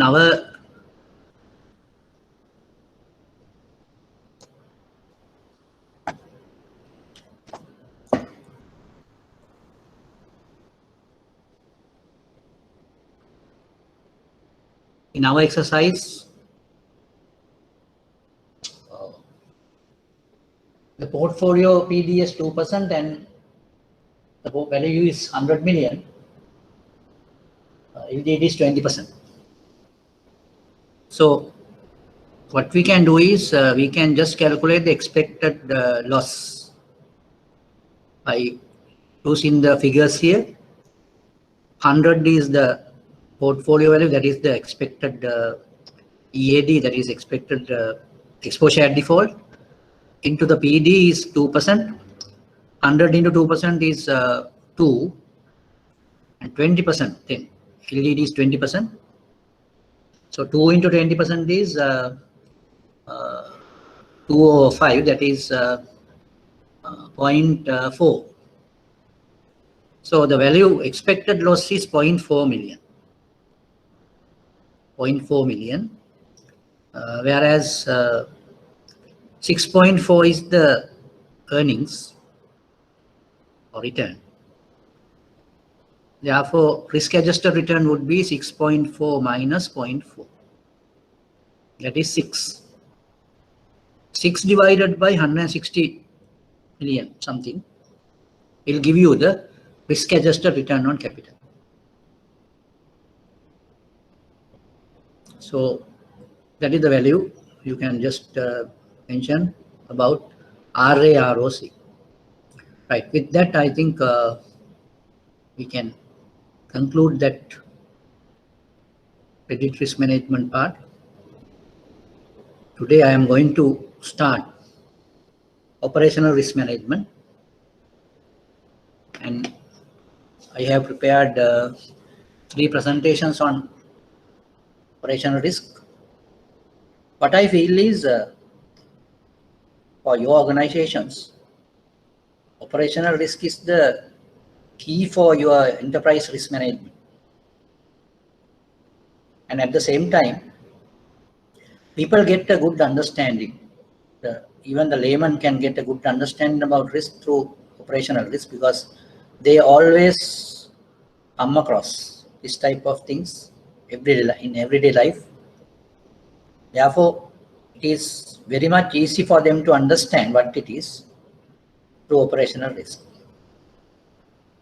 And at the same time, you need to get an idea and how we can have a particular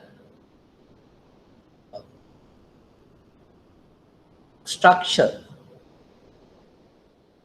in order to identify, then the mitigation. These 2 things are very important for an organization. And as an employee of the organization, anyone should have the awareness and the skill of managing operational risk. It's a life skill. Basically we call it a life skill, because anyone in the world should have that skill to the betterment of himself and others. Now in the world, we can see different countries with different skill levels of operational risk management. And we have seen how they have achieved success through proper operational risk management. Different country will have a different skill profile of operational risk management, and when they are strong in that, it is really visible, because those countries are doing very well. If the skills are not very strong and they are not very clear about what they are doing, then the countries are not that successful. So this is an inherent thing in the country. Inherently, they have a risk management skill set, basically the operational risk. The country's success depends on that. Therefore, you all should understand your organization depends on your ability to identify and manage operational risk. Right. So with that background, I want to give an introduction.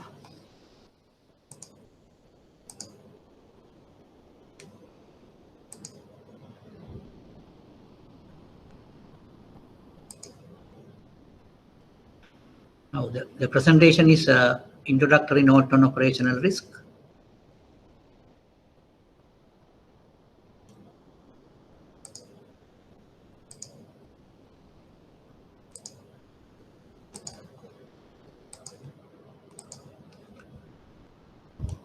Right.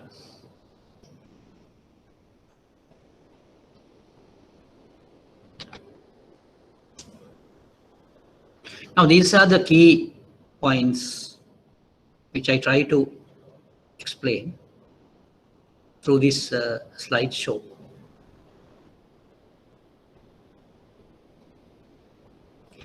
Now, as usual, it gives the background and the definition of operational risk. Risk of loss resulting from inadequate or failed processes, people and systems from external events. And this definition includes legal risk but excludes strategic and reputational risk. So therefore, you all should understand that strategic risk and reputational risk will not come under this. But we are trying to talk on that also at a later stage under the operational enterprise risk management. But the operational risk really covers every other aspects. But in order to do operational risk management, we need to have both qualitative and quantitative approaches. Now it's a very key element in enterprise risk management. Or in other words, people can understand risk through operational risk and they can understand the other connections, other types of risk, how they connect to operational risk.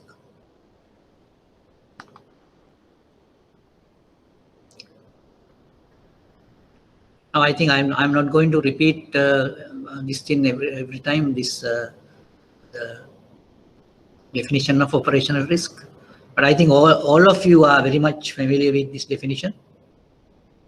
But I want to just give you something here. Earlier times, the operational risk, the meaning of operational risk was really, it is all risk that is not captured under market and credit risk. That was the earlier definition. That was very early. But in 2006 or so, this definition really comes to a very compact definition even in the Basel II. But in that case, earlier case, market risk and credit risk were given prominence, but all others which were not covered in market and credit risk was taken as operational risk. But it is not the case now. Now there's a proper definition for operational risk. Basically the sources, failed or inadequate internal processes, failed or inadequate systems, failed or inadequate people's activities, or from external events. Those are the 4 sources of operational risk as it is. I think it is so simple in that way, but even though it seems simple, but it is not so simple when you go into the real management of operational risk.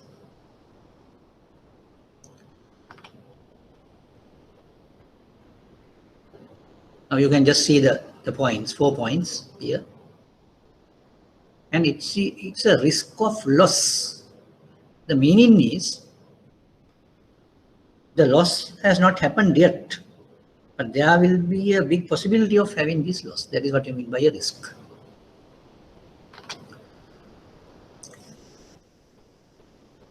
Now these are small exercises which all of you can do. Look at today's newspaper and identify 5 different events that meet the definition of operational risk. So this exercise which you can do at your leisure at home. Go through your newspapers and see the headlines and just list those headlines into a piece of paper or somewhere, and you should identify what type of operational risk is that. That is the first exercise what you can do. So then you will get a better understanding about all these things. And I think you don't need any prior knowledge to learn about operational risk. That is the best thing which I can say. You all do not have any type of feeling that I don't know all these things, or what things I know about risk. Such type of thinking is not really necessary. Anyone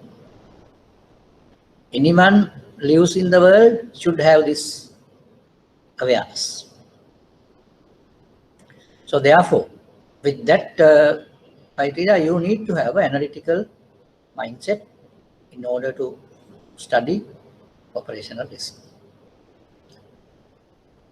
And at the same time, you should understand, or you should appreciate the real worth of getting an understanding about operational risk. What is your intention? Your intention is to identify and mitigate the possible type of risk which you have to face. By doing that, you can have a successful lifestyle. That is for your personal life. But for your organization, there also the organization's profitability, then its efficiency, customer friendliness, and all sort of things will depend on how you manage operational risk in the organization.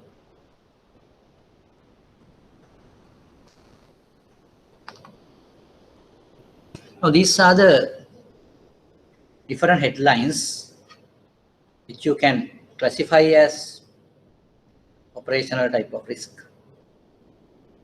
I can read it for you, and I can give a small example. Fraud. There was a person called Madoff, and those people were very much famous for these type of fraudulent activities. Then unauthorized trading that happened in a bank called Societe Generale and UBS, Union Bank of Switzerland. Insider trading, that is also coming as operational risk. And very famous case was Raj Ratnam, Nomura Holdings and SAC Capital. Then technological failings, weather catastrophes, hurricanes, tsunamis, earthquakes, terrorist attacks. I think you can use several things as examples of operational risk.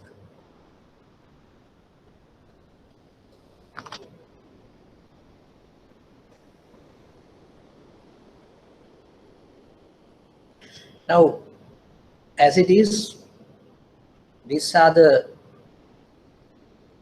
documents available on operational risk. This is dated 2004, but anyway, there have been several other documents available with regard to operational risk. Now, by the way, what you can do is you can access the website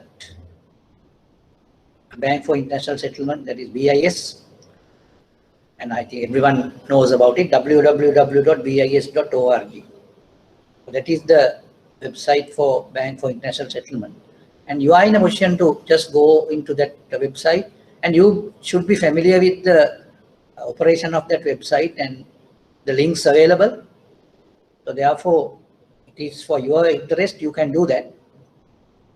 This is not an exercise, but I feel that if you can get your familiarization with the website and if you can access different documents in terms of operational risk, then you can enhance your understanding, awareness on operational risk, and what are the types of new regulations with regard to the operational risk. That is a very much necessary type of activity you need to do. Because if you really access the BIS website and find out the different links to get the ideas about operational risk management, and it will give you a good base. New risk rules for internationally active financial institutions that wish to continue to do business in Europe. The rules. Enhanced requirements for management and capital measurement. Introduce a new capital requirement for operational risk. Now, when you say, now while getting an awareness on operational risk, institutionally, you need to understand the quantifications and capital requirements also, because it is a regulatory requirement. You have to set aside capital for operational risk. And there are different ways and means of calculating the capital charge for operational risk. But if you can understand the effects of operational risk in your organization, then you can justify what you have done. And in order to see whether you are assigning excess amount of capital or your capital is not adequate for your operational risk, is a matter of understanding.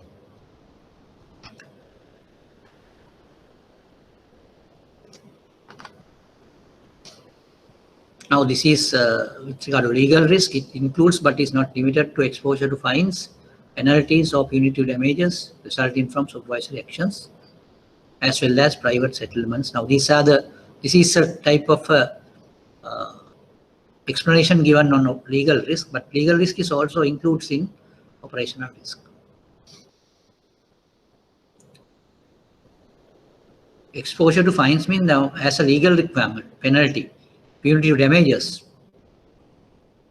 all are coming under operational risk. Even there's another risk called regulatory risk that is also coming under operational risk.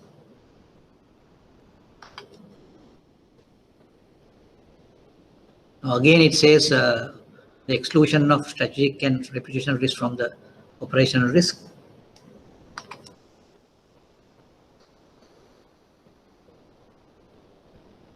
Now, up to now, I want to stress one point here.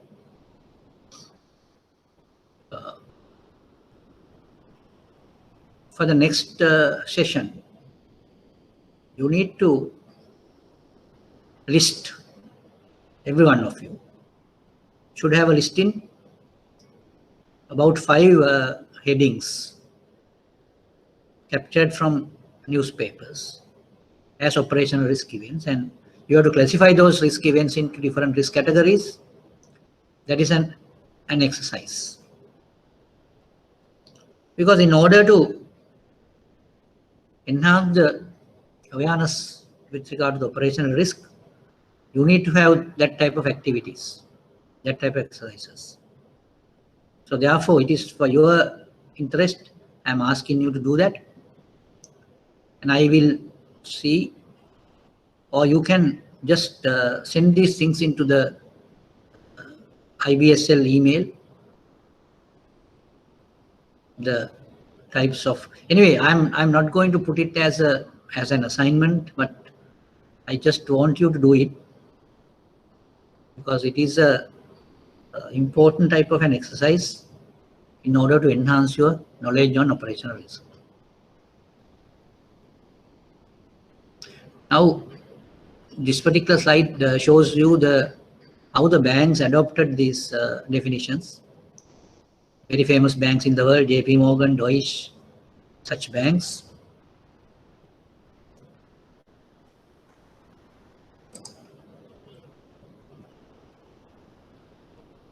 And I want to tell you some news item. Very recently, there was a big fine on two banks, that is JP Morgan and Citibank. So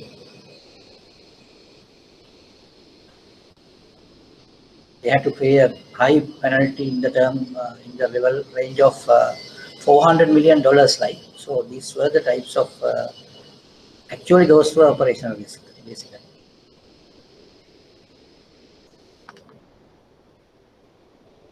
These are the 5 key regulatory requirements regarding the operational risk. First requirement is the organization has to identify operational risk, assessing the size of operational risk, then monitoring and controlling, mitigating operational risk, calculate capital to protect from operational risk losses. I think that is the important thing in terms of regulatory basis.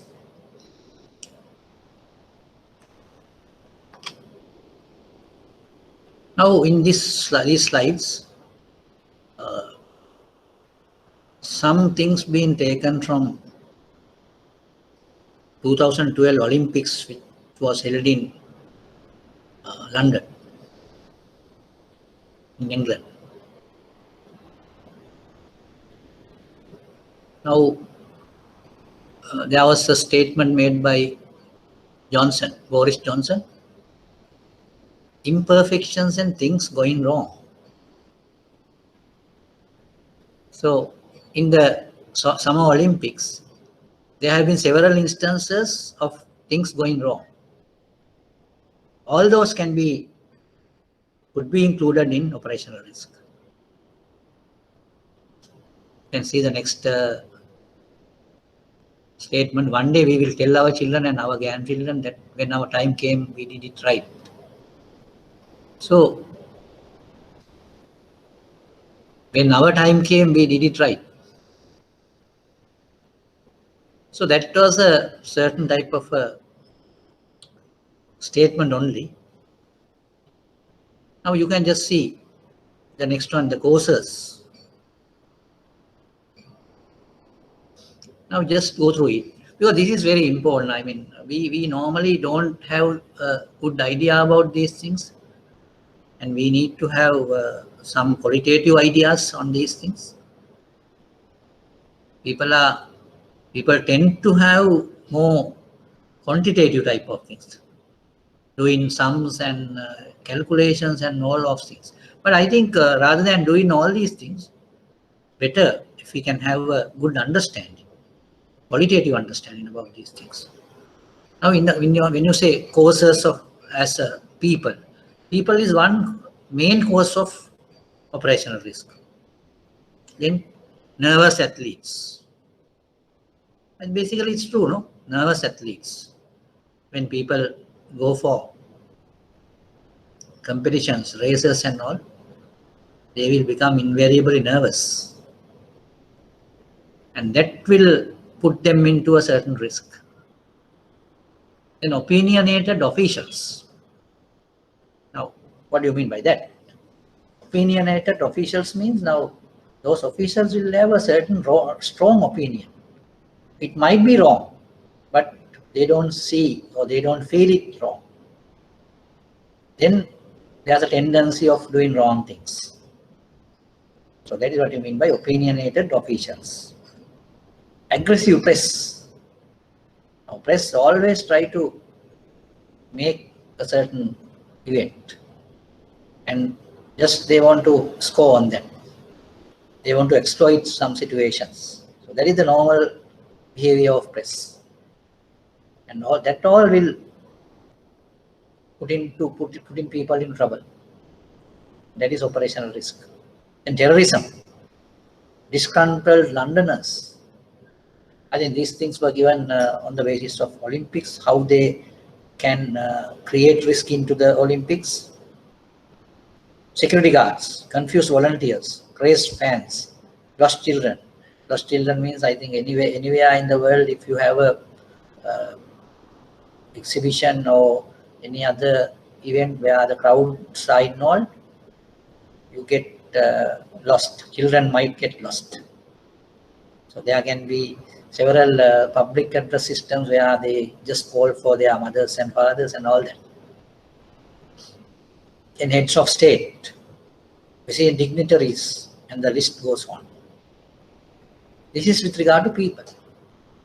And when you go into process and systems, there you have the stadium building, preparations, ticket sales, transportation, opening ceremonies, closing ceremonies, Olympic village, management, cleaning, feeding, running races, organizing matches, safety checks of the parallel bars, awarding medals, playing anthems, global broadcasting, keeping that darn flame alight, and the list goes on. If you take in terms of external events, weather, London weather. So that's another case in the Olympics.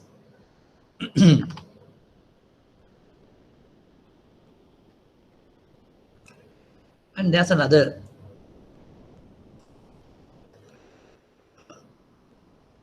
inquisitive type of query. Do the 7 Basel operational risk categories work in the real world? Anyway, now we will see what are these 7 risk categories explained in the Basel document. Internal fraud. I think you can just go through each of these risk events and see the examples given. Whether these examples are compatible with what the risk events. Internal fraud. Olympic badminton players disqualified for trying to lose. What is that? I don't know if you got an idea about it. It is like match fixing. Olympic badminton players disqualified for trying to lose. Now, when you want to play, what is your intention? To win the game. But whereas some people, some players, they try to lose. I mean, that's a type of a, insider thing in these games. Even the cricketers do that. That is what you call match fixing. So it's a fraud. It's an internal type of fraud because the players themselves do it. I think you appreciate what it is. Any comments on this? The internal fraud with regard to games. Cricket matches also highly sensitive, these things. Then external fraud. Fake tickets were created in the Olympics. That is taken as external fraud. Then clients, products and business practices. Empty seats at Olympic venues, prompt investigation. So even with all these demands, ultimately people found empty seats at Olympic venues. That's something to do with something wrong with products and business practices. That is also taken as an operational risk. An employment practice and workplace safety. Dispute between London Olympics and Musicians Union heats up. Now the practices. There you have some musicians who wanted to supply services to the Olympic Games. And there was a dispute between London Olympics committee and the musicians. That is coming under employment practice and workplace safety. Then execution, delivery and process management, there the ticket distribution was a failure. Now that was a complaint with regard to the ticket distribution of Olympics. So these things actually, the ticket sales and all, in another place it says empty seats at Olympic venues. So, and this is, I think there's a connection between the client's products and business practices and execution, delivery and process management also. Can damage to physical assets, Olympic security shortfall called absolute chaos. Now, these security shortfalls can create some type of sabotage, doing damage to the physical assets. And system failure, next one, business disruption and system failure, traffic jams and impact of games lanes. Now, it can be a system failure when you have a traffic jam. No working of traffic lights or whatever, it can be a system failure. Now I will go through it again: internal fraud, external fraud, clients, products and business practices, employment practice and workplace safety, execution, delivery and process management, damage to physical assets, business disruption and system failure. Now, when you want to categorize these into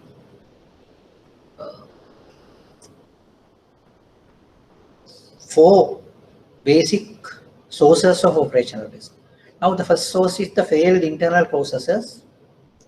There you can connect execution, delivery and process management can be connected to this failed internal processes. Then employment practice and workplace safety also can be taken into that. When you say damage to physical assets, it can be taken as an external event. Business disruption and system failure, it will connect to the system. And when you say internal fraud and external fraud, those all are coming under people's behaviors. So likewise, all these 7 risk events can be connected to one of the 4 sources.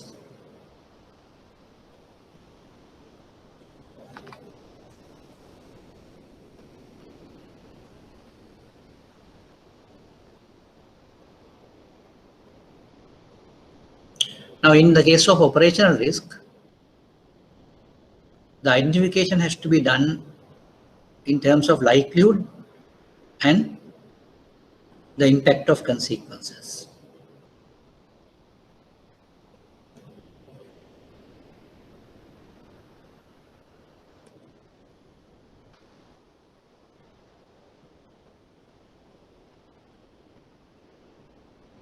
Now, you can just look at it. Now, this is in an annexure given in the Basel document. So, what I want to tell you is these things are given in very theoretical language, but what you need to do is you need to internalize these things for your organization. Now, you can just see the definitions here, but what I feel is the definitions only will not help you. You can have these definitions in your mind, but you can have your own way of understanding and identifying these things. Just look at internal fraud. Losses due to acts of a type intended to defraud, misappropriate property, or circumvent regulations, the law or company policy, excluding diversity discrimination events which involves at least one internal party.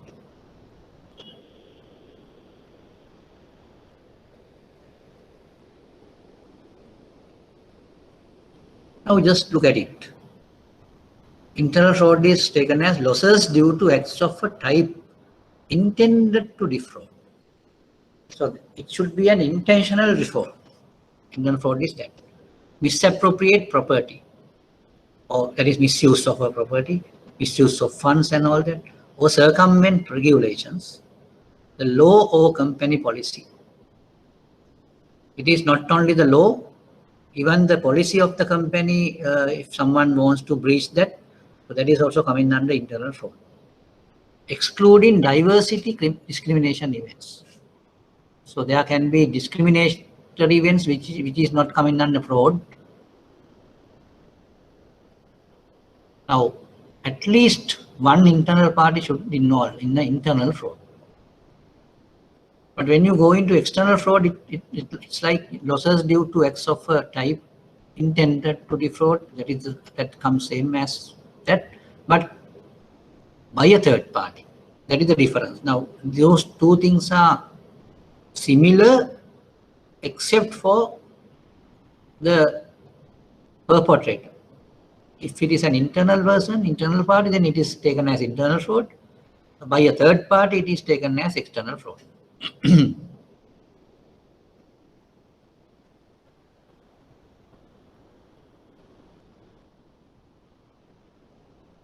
Employment practices and workplace safety. Now, I think first two things are not that difficult and not that vague. It is very, very straightforward because fraudulent activity either done by a employee or internal person or an external person or third party. It's very clear. It's very clear.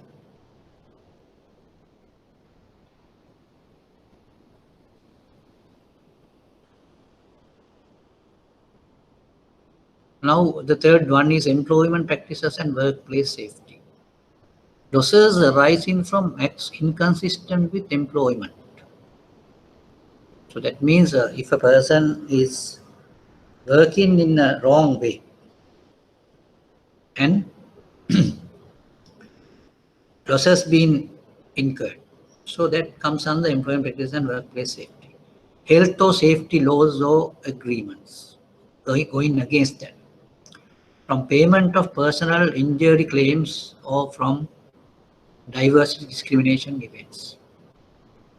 Now it is little confusing. When you say workplace safety, it can be something wrong with safety procedures or discriminatory type of events. That also can be taken as employment practice and workplace safety risk event. Then the fourth one, clients, products and business practices. Losses arising from an unintended, intentional or negligent failure to meet a professional obligation to specific clients, including fiduciary and suitability requirements, or from the nature or design of a product. Now, what do you mean by clients, products and business practices? Now, there you have a issue where a failure in the part of a professional obligation. So that can create a client's products and business policy practices type of a risk event.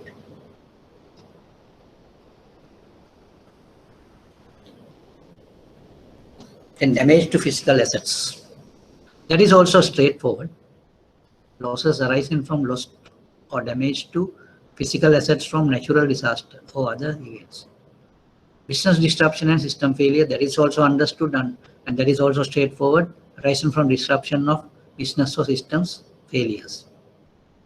Execution, delivery and process management, losses from failed transaction processing or process management from relations with trade counterparties and vendors.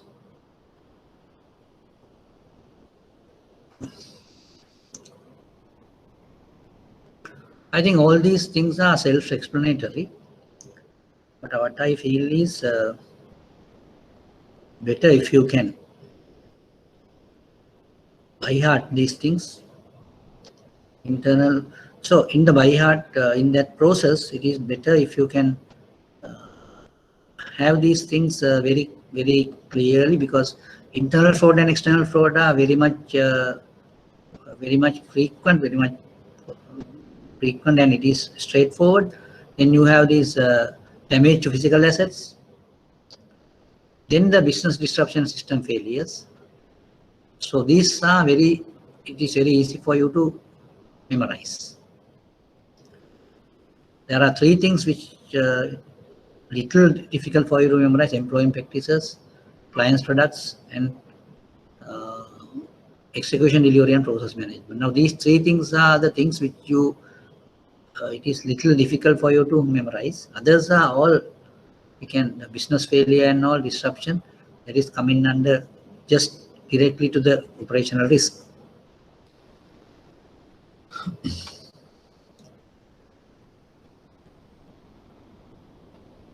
Now you just see the similarity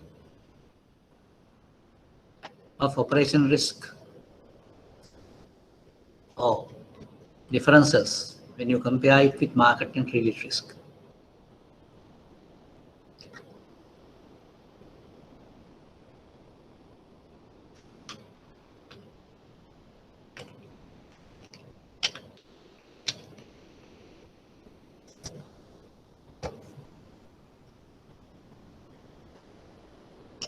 The similarities. Now, as credit risk and market risk, it should be actively managed, because failure to do so can result in a misstatement of an institution's risk profile and expose it to significant losses. So that is an issue. So therefore, invariably, when you as you manage market risk and credit risk, you should manage the operation risk also.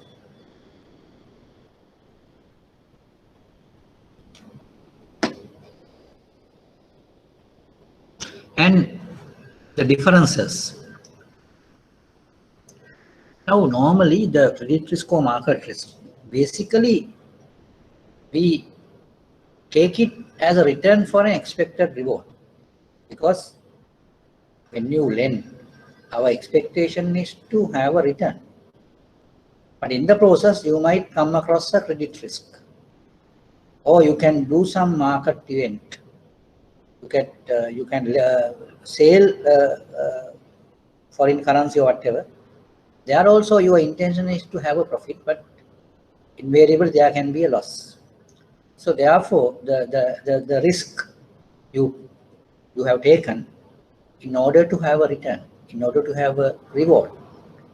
Now, in credit and market risk, it is so, but the operation risk is not really as a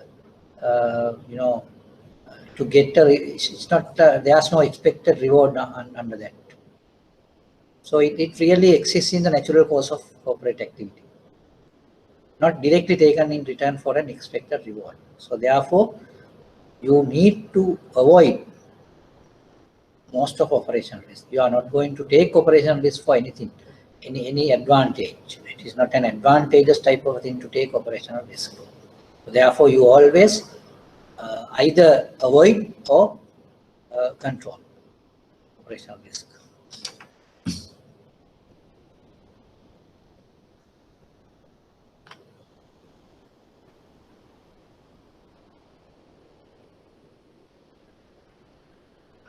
Now, when you go into the approaches, the operation risk management, there can be two approaches, the quantitative approach and the qualitative approach. In the quantitative approach, the basic thing is to see how we can assign capital for operational risk, and how are we going to calculate this assignment of capital. What is the way of arriving at the required amount of capital? When you say qualitative,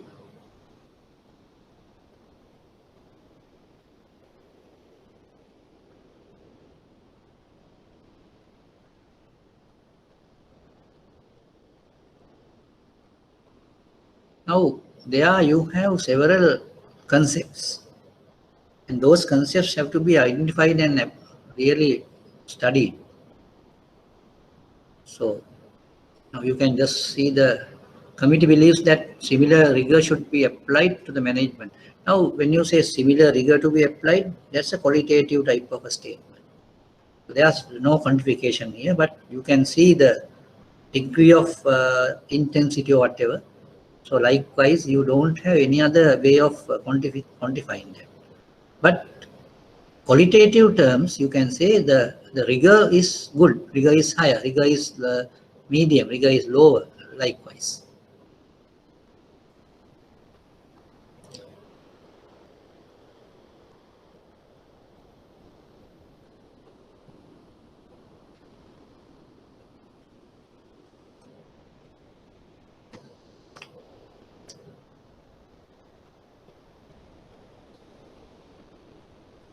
And there's another thing called risk appetite.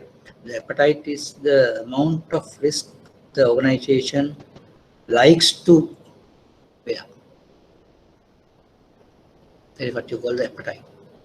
Then the policies must be written that outline the bank's approach to identifying, assessing, monitoring, and controlling, mitigating operational risk. Sir, excuse me, sir. Yeah. Sir, excuse me. Yeah. Sir, what's the difference between risk appetite and risk tolerance? Good question. Now, when you say risk appetite, it is the amount of risk you like to take. Okay. So when you say like, it is like now when you take food, there's a particular appetite for that food. Yes. When you eat or when you take it, then you will know what is the appetite. Okay. So tolerance means now you need to identify to what extent you can bear it. Yeah. To what extent you can bear it. But appetite is not so. Appetite is the amount of risk you like to take. Yeah. Sometimes you can have a tolerance. Yeah. Now, even though you don't like it, you can tolerate it to a certain extent. Yeah. Is it the maximum level of risk that? Maximum level. Yes. Yeah. That is the tolerance. Okay, sir. Okay, thank you. Or limit. That's a good question. I mean, now because this appetite, I think it gives so much of confusions to the people because sometimes they think that it is the amount of risk which you can bear. It is not the case. You can bear a higher level of risk than appetite. Even when you eat also, sometimes you might eat overeating. Overeating means there's another level after the appetite, no? So that can happen. In the risk also the same. You have an appetite, but you can tolerate a higher level. So that is what you call the tolerance level. Most of the time, the tolerance level is higher than your appetite. Right. Then policies. Policies must be written that outline the bank's approach to identifying, assessing, monitoring, and controlling operational risk. So these are the policies.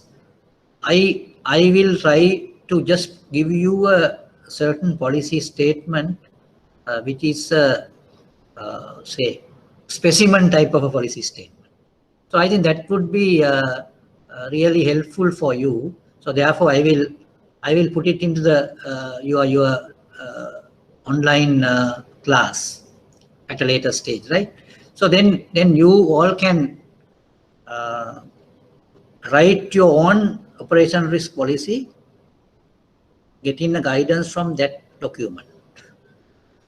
So that can be one of the exercises you will have to do in time to come. So writing policies would be very important to have the operation risk management framework. Now these are the tools, real tools, or in other words, in the case of operation risk management and quantification, these are very, very important. These are the real tools of operational risk management. One tool, very, very prominent type of a tool is lost data collection programs. That is a very, very prominent tool in the operational risk management framework.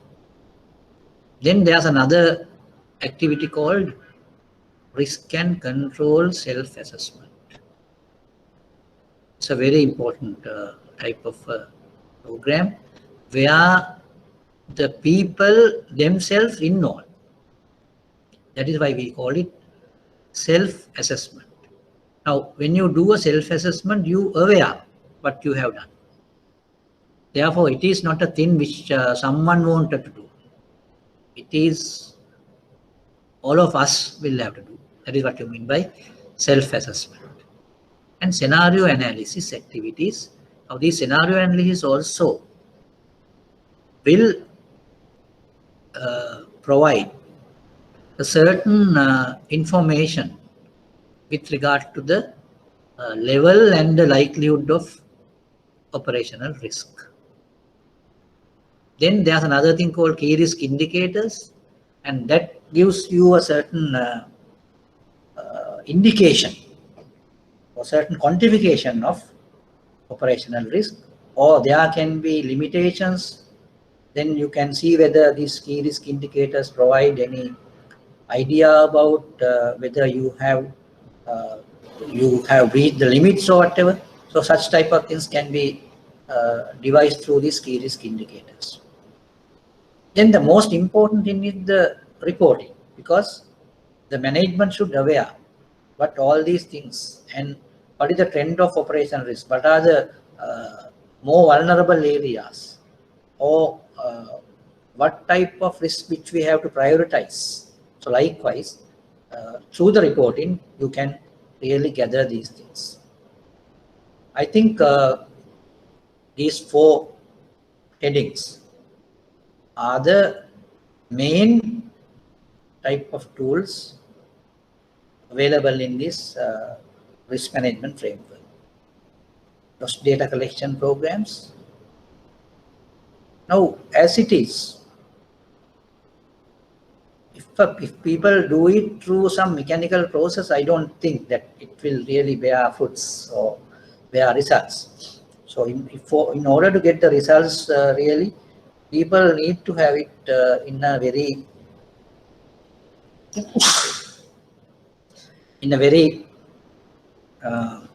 what you call, they should aware what they are doing, and highly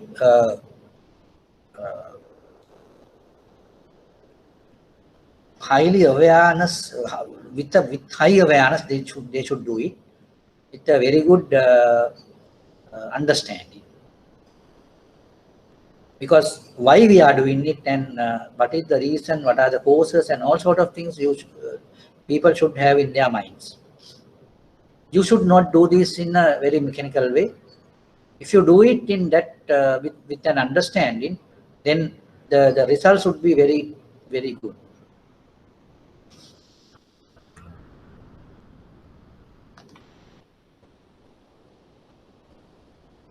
There can be a combination of these risk. Operation risk can combine with market risk. Operation risk can combine with credit risk also. For example, say now you all know the market risk can arise through the vulnerabilities or volatilities of interest rate, volatilities of exchange rates and all, prices. Now, how can we say that market risk can convert into operation risk in some cases? Say, there can be situations where the dealers can breach their limits. Now, it comes through the market risk, but breaching limits is a operational risk. That is internal process, failure of an internal process. So therefore, the market risk can convert into an operational risk. Even credit risk also. Now, say, for example, if you have not done documentation in a correct manner for a security of a credit, then it will become an operational risk. It is not a credit risk at that time, but later on it would become an operational risk.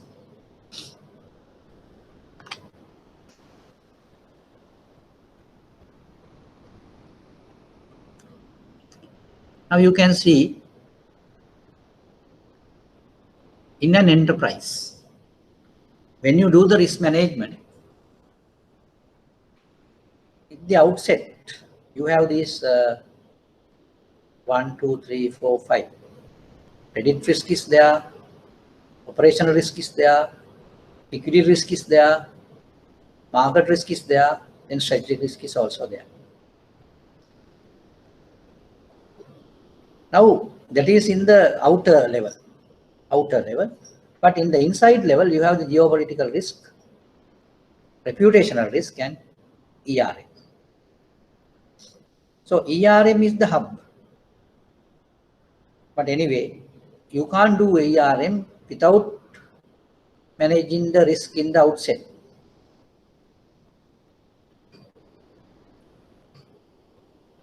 So enterprise risk management is that. Now you can see when it comes to internal things, geopolitical and reputational can be taken as highly internal, because it really doesn't come with the business operations, but some events which can happen, some type of say news or whatever, so that the reputational risk can arise.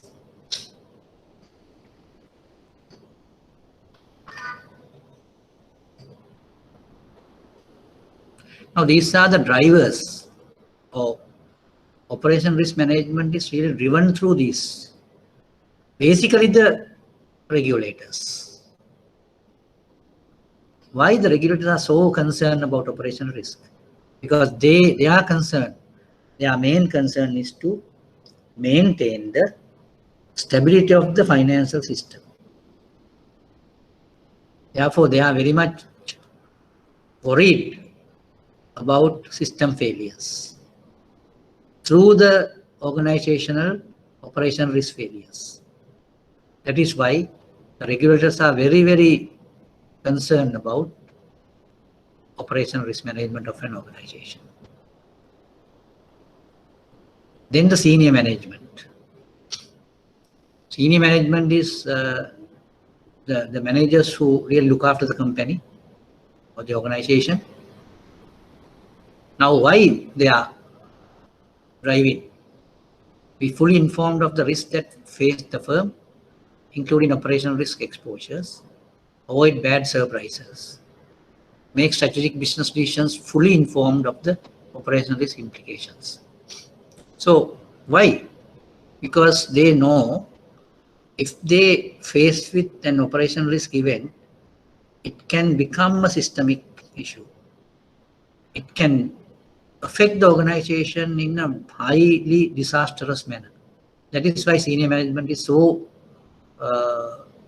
involved in the driving operation risk management. And third parties also, the investors, research analysts, rating agencies. Because why? They also have a monitoring process, so they always signal the issues which can arise to the company or to the organization, and they are also driving operation risk management, because basically the rating agencies, they are very much concerned about the risk management of an organization, basically the operational risk, and they can downgrade some of the organizations if they feel that the risk management is not up to the standards. Therefore, as drivers of operational risk management, rating agencies also play a major role. Not only them, investors and research analysts also.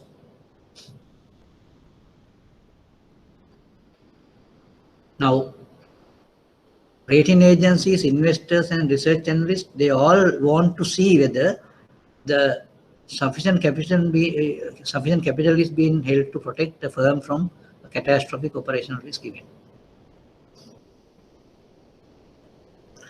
Why that is so?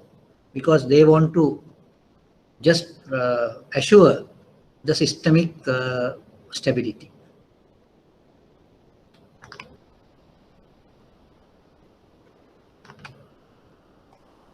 Right. Now that ends that presentation.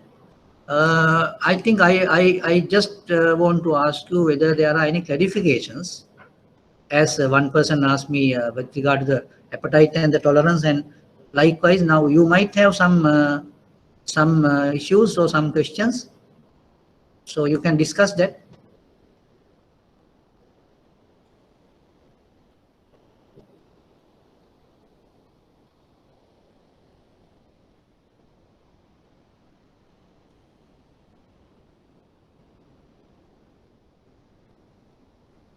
Yes. Anything?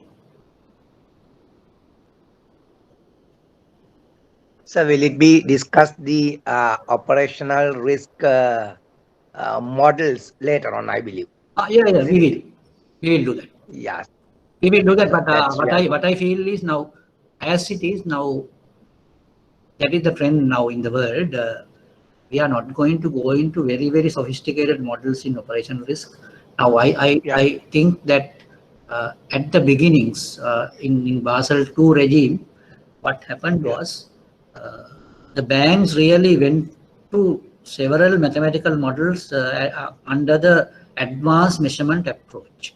But only thing is, those measures were not fully operational at a later stage, and banks found that using sophisticated models would not help banks so much. So therefore, the trend uh, towards going into highly sophisticated models have been retarded now.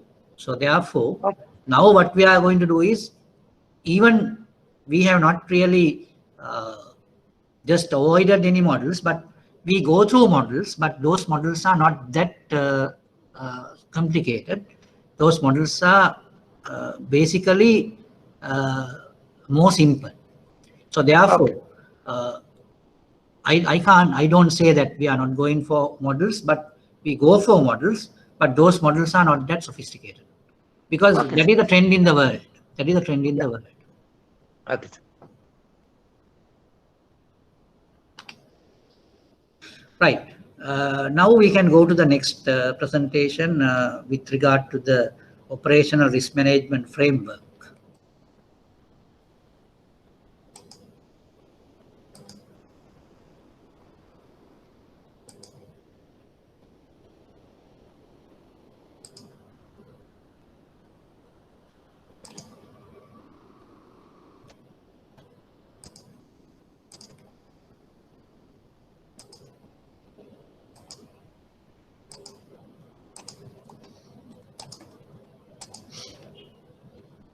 Operational risk framework.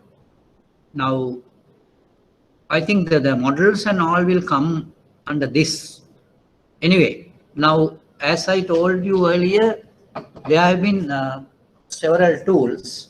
The lost data capturing or lost database maintenance, then risk and control self-assessment, then you have key risk indicators, scenario analysis, and all sort of things will give you a certain background to have a certain model for these calculations. So therefore, we go into that type of a level. So therefore, I think the models we can make use of. Now, in this particular presentation, I believe that we can get into these ideas, the foundations. And I think the foundations, when you talk in terms of foundations, the governance is the most important thing. Culture and awareness, and policies and procedures. Now, this is the foundation. Now, the governance means the type of administrative activities we do with regard to the operational risk. Then the second thing is the culture and awareness. That all comes through the governance process. The culture and awareness means what is the behavior and what is the idea of people with regard to this operational risk and awareness, and the policies and procedures. These are the foundations of a operational risk framework. Then you have 4 data elements. Now, in operational risk management, data is very, very important because the awareness comes through data. If you don't have data, if you don't tabulate, if you don't report, then no one can get an understanding. So therefore, the main elements in a framework is data elements, loss data collection, that is internal and external loss data, and risk and control, self-assessment. Now there are also generation of data is there, in scenario analysis, key risk indicators. The key outputs would be measurement and modeling and reporting. Now as it is, the modeling is really important in the measurement process. And not only that, the reporting. The correct reporting has to be done through real modeling. If you don't have a model, you can't report it now. So therefore, the reporting is as the result of a modeling and measurement process. Then the framework operates under the firm's stated risk appetite. Now, I think in any case, any risk management process highly dependent on risk appetite, because now, for example, your organization has a particular level of capital. Another organization may not have that much of capital. So therefore, your organization's risk appetite would be higher than that other organization's risk appetite. Basically, the level of capital. Not only that, even sometimes some organizations, even though they don't have that much of capital, their risk appetite is higher because their really their strategic focus is something else, because they try to maximize their profits, taking risk. So therefore, their risk appetite would be higher. But in the case of operational risk, that cannot be done, because in the operational risk, you don't get any reward by taking operational risk. Therefore, you can't have that type of a trade-off in operational risk. So therefore, the operational risk has to be managed on the basis of just getting rid of operational risk. We are not going to take operational risk, but the appetite really concerns with regard to the level of tolerance you have, or appetite. When you say appetite, you can go little more with the appetite, but appetite is a good measure of your risk capacity. So therefore, if you are not going to go into capacity even with appetite, so that is the tolerance, the last thing. So therefore, these are the things which you need to understand when you have the operational risk framework.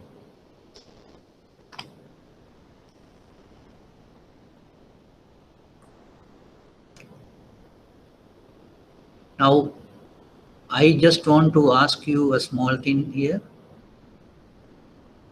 Now, the heading here is the overview of the operational risk framework. Now, you yourself, all of you, should do this overview with regard to your organization.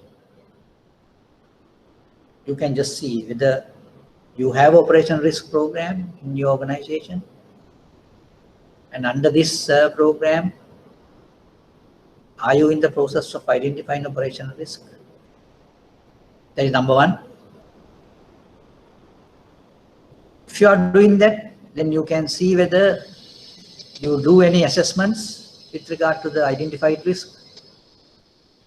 Then you need to see whether in your organization, whether there's a process of monitoring these things and controlling these things and mitigations. Now, that is a type of a gauge you have to make at the beginning of this operation risk management program or whatever. So these are the things that you need to do for your interest.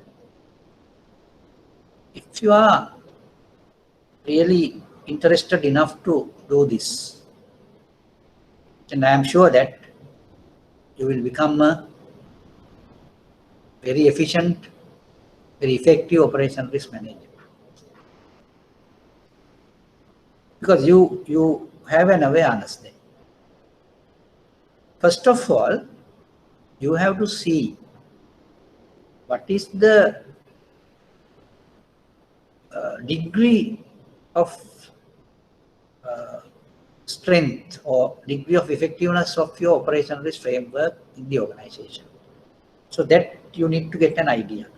For that, you see how efficient the identification of operation risk is made, how efficient the assessments are made, how efficient the mitigation is done. So that is what you need to check. So with your understanding, you should be in a position to have to gauge it, to measure it at the beginning. Then you can see what are the gaps you have to fulfill. So then if you do that, then you can learn the things here and apply those things in your organization. I don't know whether you are in a situation or in a particular decision-making level to give your inputs into the organization. But even, say, even though you are in even lower level, but you may be in a position to put forward these things into your higher-ups. But I think most of you can put these things into practice and enhance the quality of your operation risk framework in your organization. I think that is the objective of this lesson or this program. What do you say? I want to get your ideas, because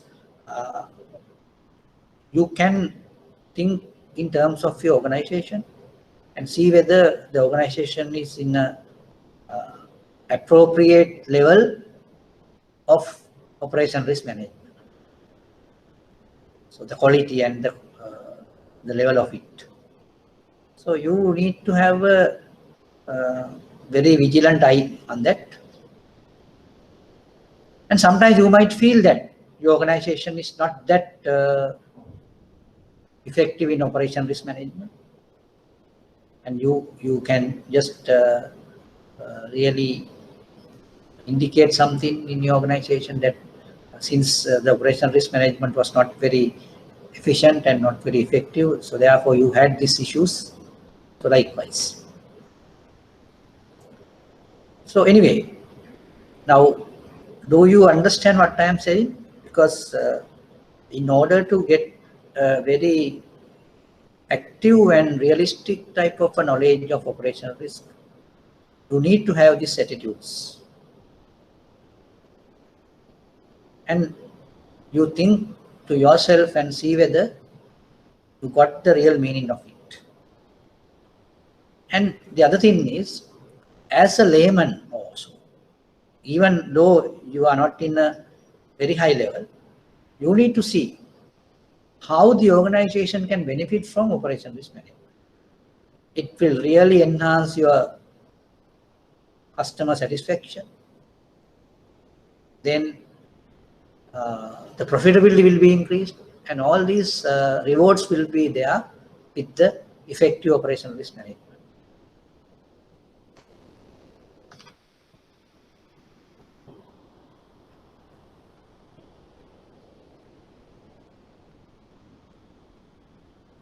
Right.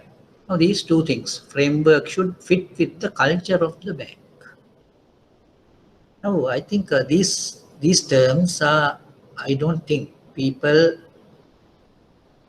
understand the things in a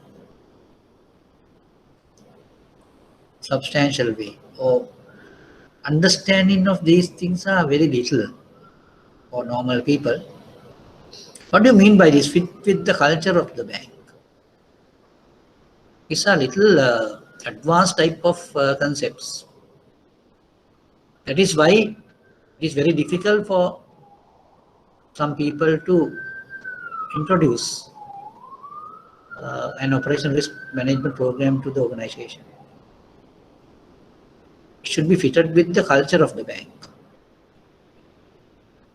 What is this meaning? I can, I think I want to just initiate some communication or some discussion here. What do you think? What do you mean by the culture of the bank? Before going into the next one, that is reflect best practices in the industry. So before going into that, I want to just get an idea about this culture. What is the meaning? The culture is where you have accepted practices, behaviors, thinking of the total organization. That is what you mean by the culture. Accepted behaviors, practices, norms, values, those are coming under culture. Now, for example, if people think that it is unnecessary to follow a process, or for example, say this COVID-19, you have to wear a face mask, and when you enter into the organization, you have to wash your hands. You should go through a certain foot disinfection or whatever. And if people think that these things are not necessary, that is in the culture. If people think these are very necessary, and in order to be free with the COVID-19, you have to follow these things. And if it is embedded in the thinking of the people, then it is the culture. But if it is not in the culture, what will happen? Some people will wear the mask, some people will not. And some people will not wash their hands when they come. So then the operational risk management cannot be done in the proper manner. Now then you have to see whether the culture is really compatible with the policies, with the practices. If not, you need to inculcate the proper culture to the bank before going into these frameworks. You got my point? I can give several examples in this. Now, for example, now say, I don't know, I think all of your organizations now have come to a very mature stage of your operational risk management. But I can remember in 2008, that was the time where all these enterprise risk management being introduced to the banks. At that time, it was very difficult for us to tell the people that there's a thing like operational risk management and you need to do this and that. People really didn't follow. They didn't have any regard for this. That was the culture. But the culture has to be changed. Then we need to have awareness among the people. We need to show them that these are necessary type of things for our survival. That is how the culture has to be inculcated.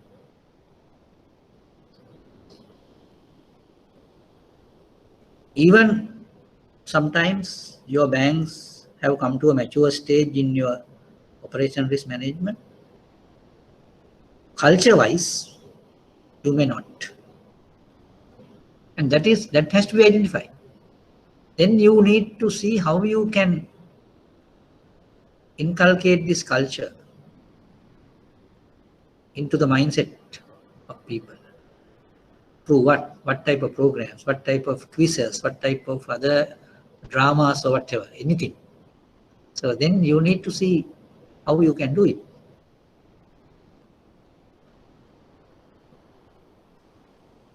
Any comment on this? Now, do you think in your organization, if you are the head of operational risk, are you in a position to devise a program and ask the people to follow it? send the information to you or whatever? Is it possible? That's what I'm asking. If it is not possible, then you need to see how you can inculcate the thinking to the people to do this for the benefit of the organization. Yes. I think that you might have some experience even with that. Anyone can talk on those experiences. It's very important. So that is the cultural setup.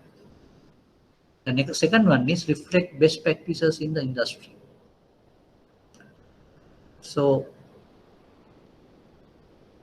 then a person who guide the people should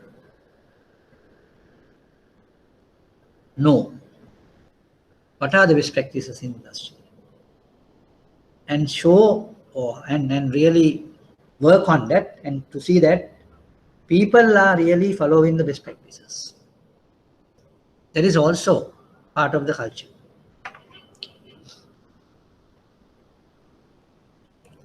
Now, I think I have given you the detail of here.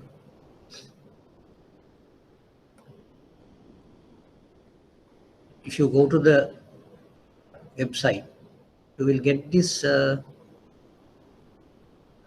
document. I advise you to go through this and get this particular document, and you can read it through the internet. The websites and all the details are given, and this is really this document is it was done by the Basel Committee for Banking Supervision. BCBS 195 is the number of that that document. So you better go through that document. That is an assignment for you, really. Assignment in the sense I am not going to give marks for that, but if you think it is necessary, so you can go through it. Because you might have some objectives of learning this course. You should become a head of operation risk in your organization, so then you can go through these things.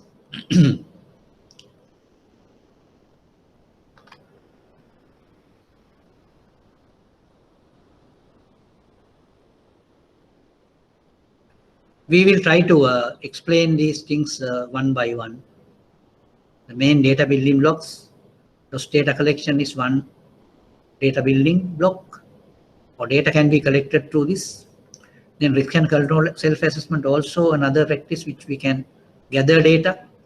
Then we have to have scenario analysis, key risk indicators. These are the building blocks of operation risk framework, and it should address the governance, policies, change, risk appetite, capital modeling, reporting. All these things to be addressed through the framework.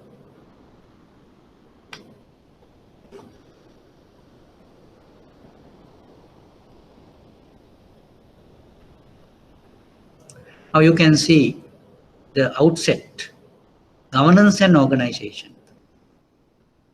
The real planning process in the organization, the governance, then the appetite is on the other side.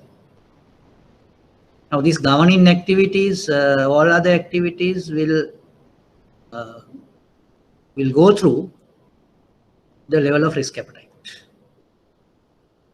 There you have the internal loss data, external loss data, risk and control self-assessment, scenario analysis, key risk indicators. And through the data we are getting, we can have the measurement and modeling approach and reporting. And these activities are based on the policies and procedures, culture and awareness.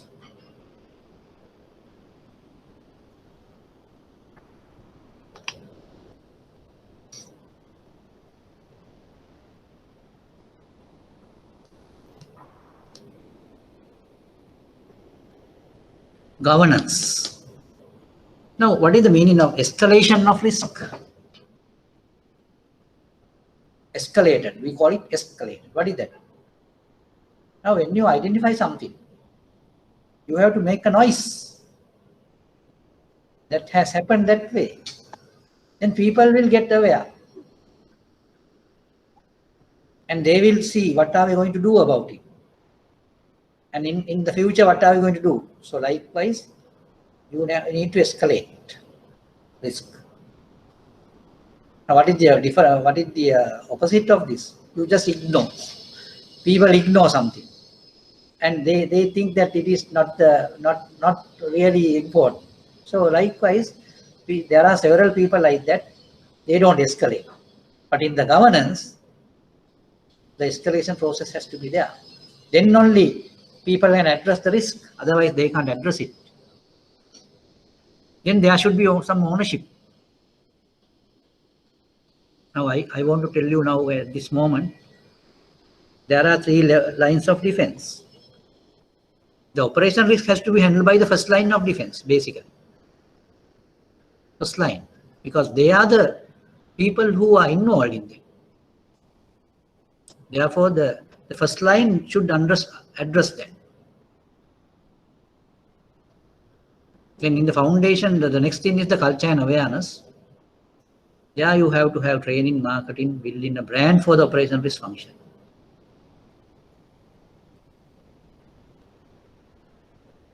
I can give you some example. In large organizations, you can appoint a coordinator for operational risk for every department, every branch, and every unit. And he would be the person who will look after the awareness and culture. And when you select that person, you have to find out his characteristics, whether he is an opinion leader, whether he is a person accepted by the others, whether he is a social star, likewise. Through them, you can inculcate the culture, the awareness. I'm just giving you a very simple type of a inculcating of culture program.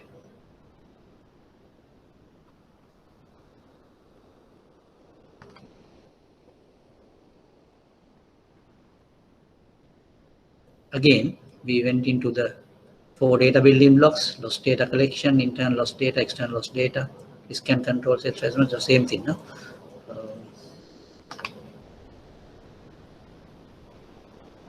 The outputs would be the measurement and modeling and reporting.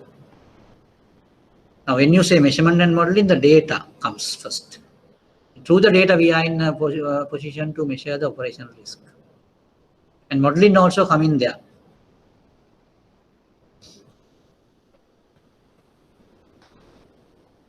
Right. I think we went through the framework. Under that framework, we talked about the governance, awareness, culture, and all that, policies and procedures, and the data building blocks. If you go to the first slide, you will find that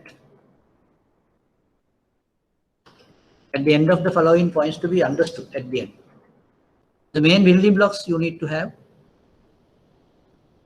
The foundation should be there. 4 data elements should be there. Key outputs, the framework operates under firm stated risk appetite. So now these things, actually the points to be taken up.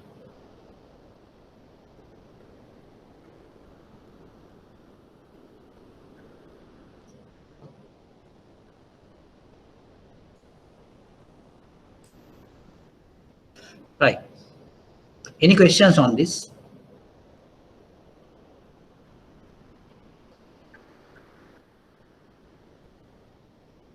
Now, in your examination also, you might get some questions of practical nature. If you have hands-on experience on this, it is very easy for you to answer such type of questions.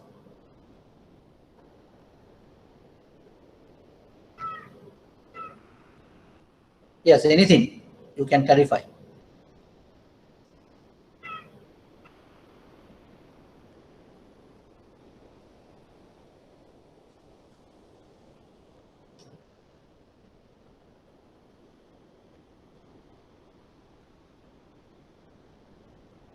Now I am just asking you whether all of you in your organizations, do they have a well set operation risk framework in the organization?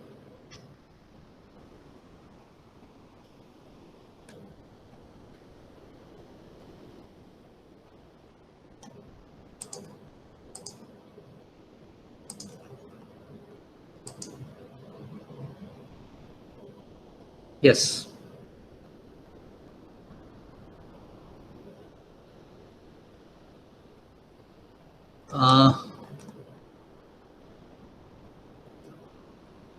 Yes, I can see Nishanta is there. I don't know whether he's still there. Are you there, Nishanta?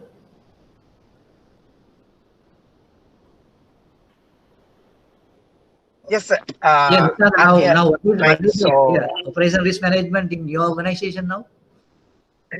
yeah. So, as you rightly explained, right, we have set up operational risk management function. As you rightly explained, sir, the blessings of the top level management and the board level, that has to be Yeah, a very key yeah, in, yeah, I mean, managing the operational risk, because the lead in has to be taken out from the top end. yeah. So, but for the time being, we are collecting internal loss data. We are having some set standard on the standard and the risk limit, risk appetite, risk tolerances. Hmm. So all the documentation types, I mean, risk manual and everything that has been placed. Ah, Uh, no but sign to place. a certain extent, we are managing our operational risk, but not at the level that we want to do it, Hmm. as you pointed out. Yeah, So we are expediting our risk operation risk function yeah. day by day, and there are no limits, because Hmm. all the time when Yeah, we are mitigating one risk, there yeah. would be another risk Other is, coming yes, yes. arriving. Yeah, yeah. Yeah. There's no, So no we control are over it. we Yes. are strengthening our operation risk functions. Yeah, yeah. And another thing is Okay. now, have you already appointed coordinators in different branches? Coordinated in the sense, we have given our instructions to our branch managers to take up the leadership in operational risk management function, Ah, where that's they good. ta- Yeah. they where they treated as the operational risk leaders. Right, right. Good.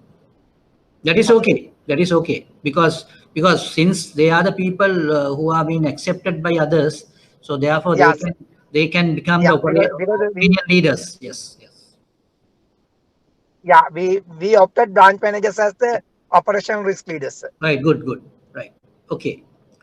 No, what I want is I mean others also can just have a discussion with this, because this is very important, and in order to have the systemic stability, we need to have a good operation risk framework in all the organizations. So then it is very much necessary to have such operation risk management to assure the stability. So therefore, I think others also can discuss on these things, and you can have your own way of doing it.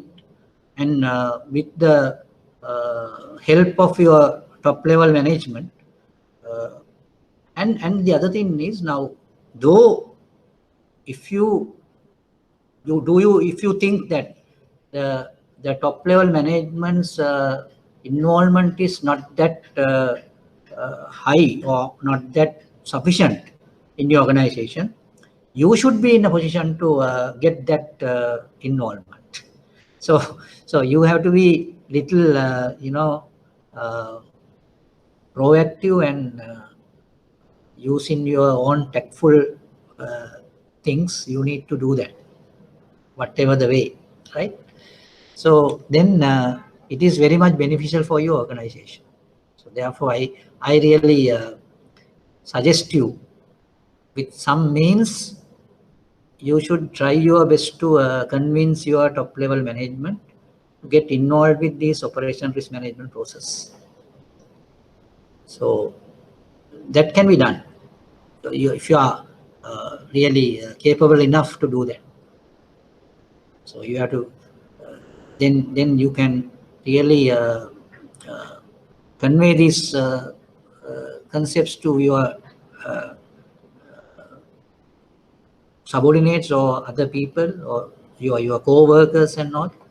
So that's a good thing which you can really do for your organization, and at a later stage you can be happy what you have done.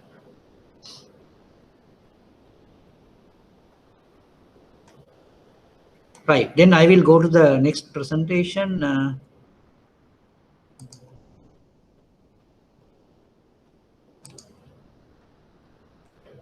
Internal loss data capturing and maintenance.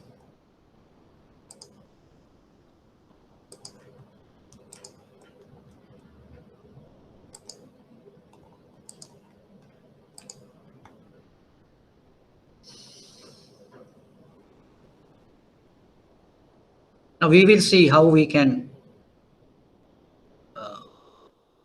conduct program like this in the organization. But I think most of the organizations have now come to a matured stage where they did all these things at the earlier stage.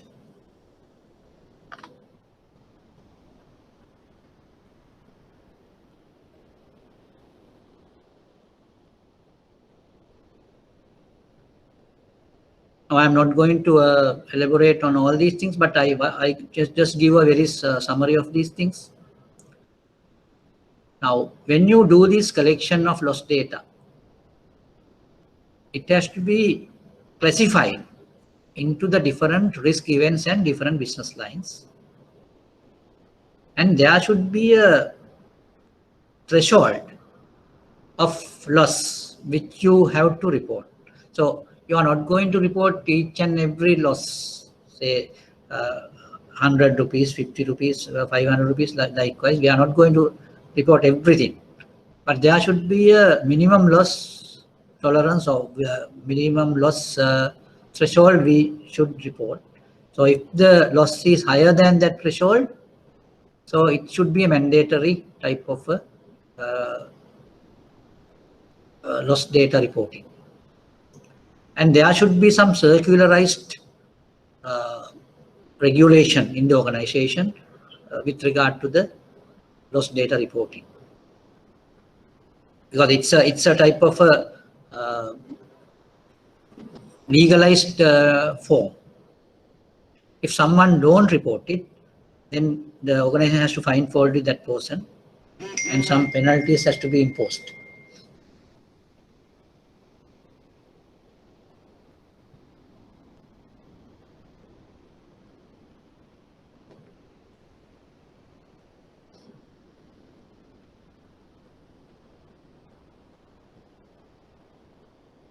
Now, in addition,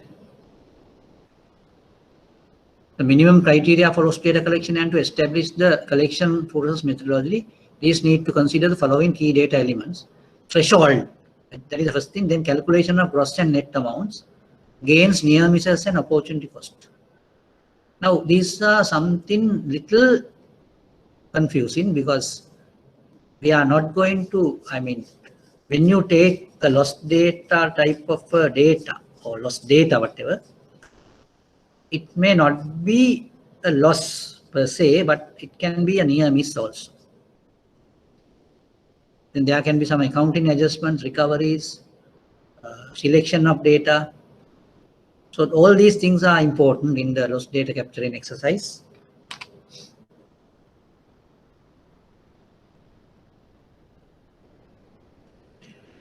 Now here it says not just losses, but a broader category of operation risk events,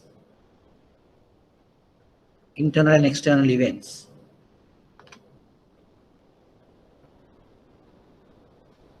Now, why we collect operation risk event data? Capital modeling purposes, identify control weaknesses, mitigation activities. These are the reasons for collecting operation risk event data.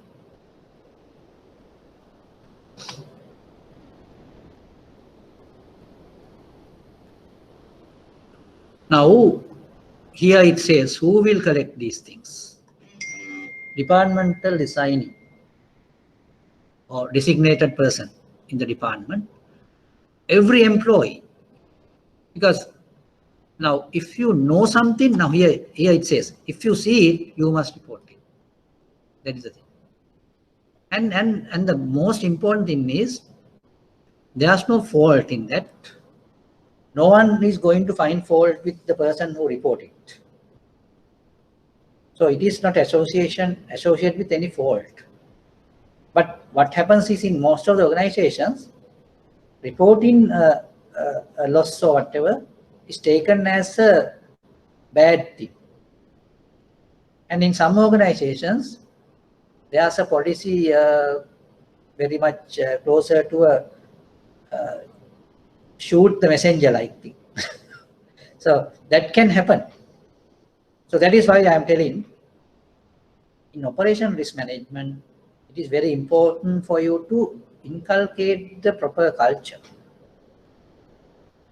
Because it doesn't, now when someone wants to report a loss, that doesn't mean it is against the other people. It is the highest interest of the organization. That is why we record it. That is why we report it. So that understand, that opinion has to be given to all the people.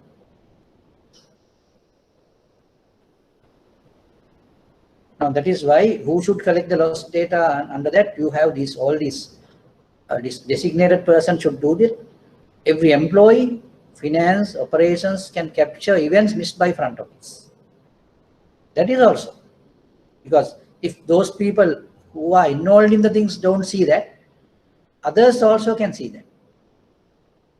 So therefore, if you see something, you need to report it, whatever it is. Where either you might be in the particular place or somewhere else, you can do that.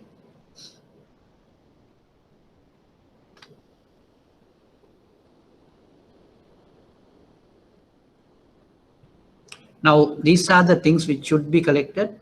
Any event that meets a firm's definition of operational risk. Now, when you do that, you have to have these categories also. Internal fraud, external fraud. Now, here the definition is given for each and every risk event.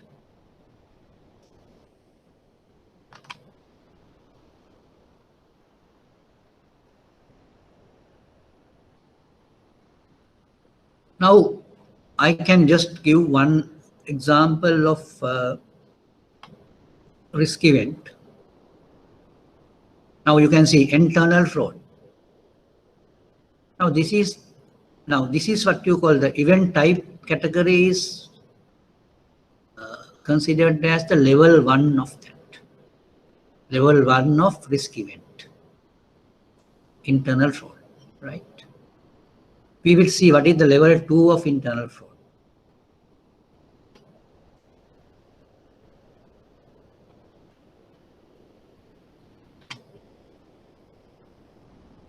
Right. Level 2 of the internal fraud. Level 1 is the internal fraud, that is what you call the level 1. Level 2 is unauthorized activity. Theft and fraud, those are level 2 things.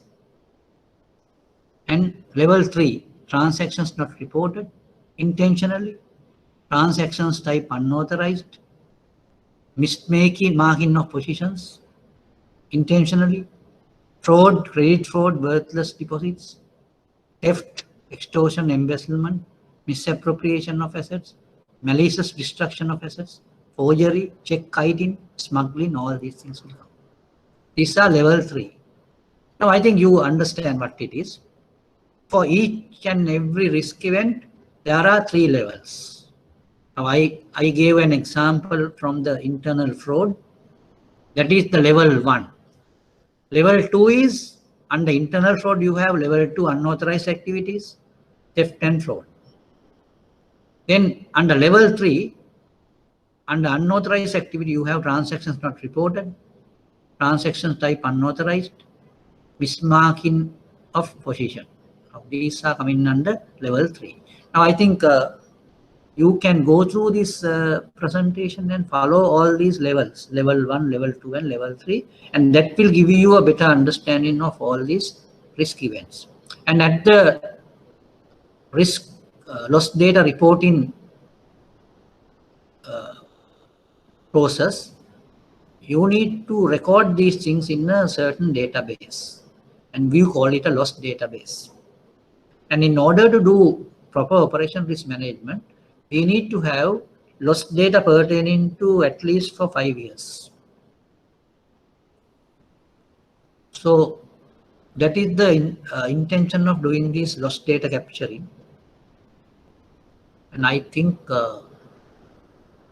this is the most important activity for operational risk management in terms of an organization, because people also get involved in these things and they also get to know what do you mean by operational risk and the real direction of that. And you are in a position to get the buy-in of people for all these activities by inculcating the awareness among these people through the opinion leaders. Right. With that, I think we have to conclude the session now. I can give you another 2-3 minutes to clarify anything if you need. Yes. Anything you need to clarify?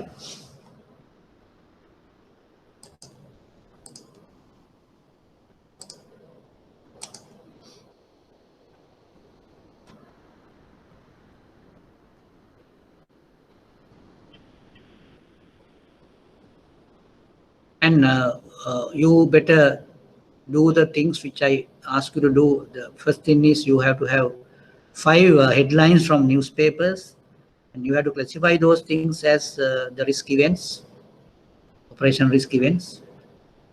That is number 1.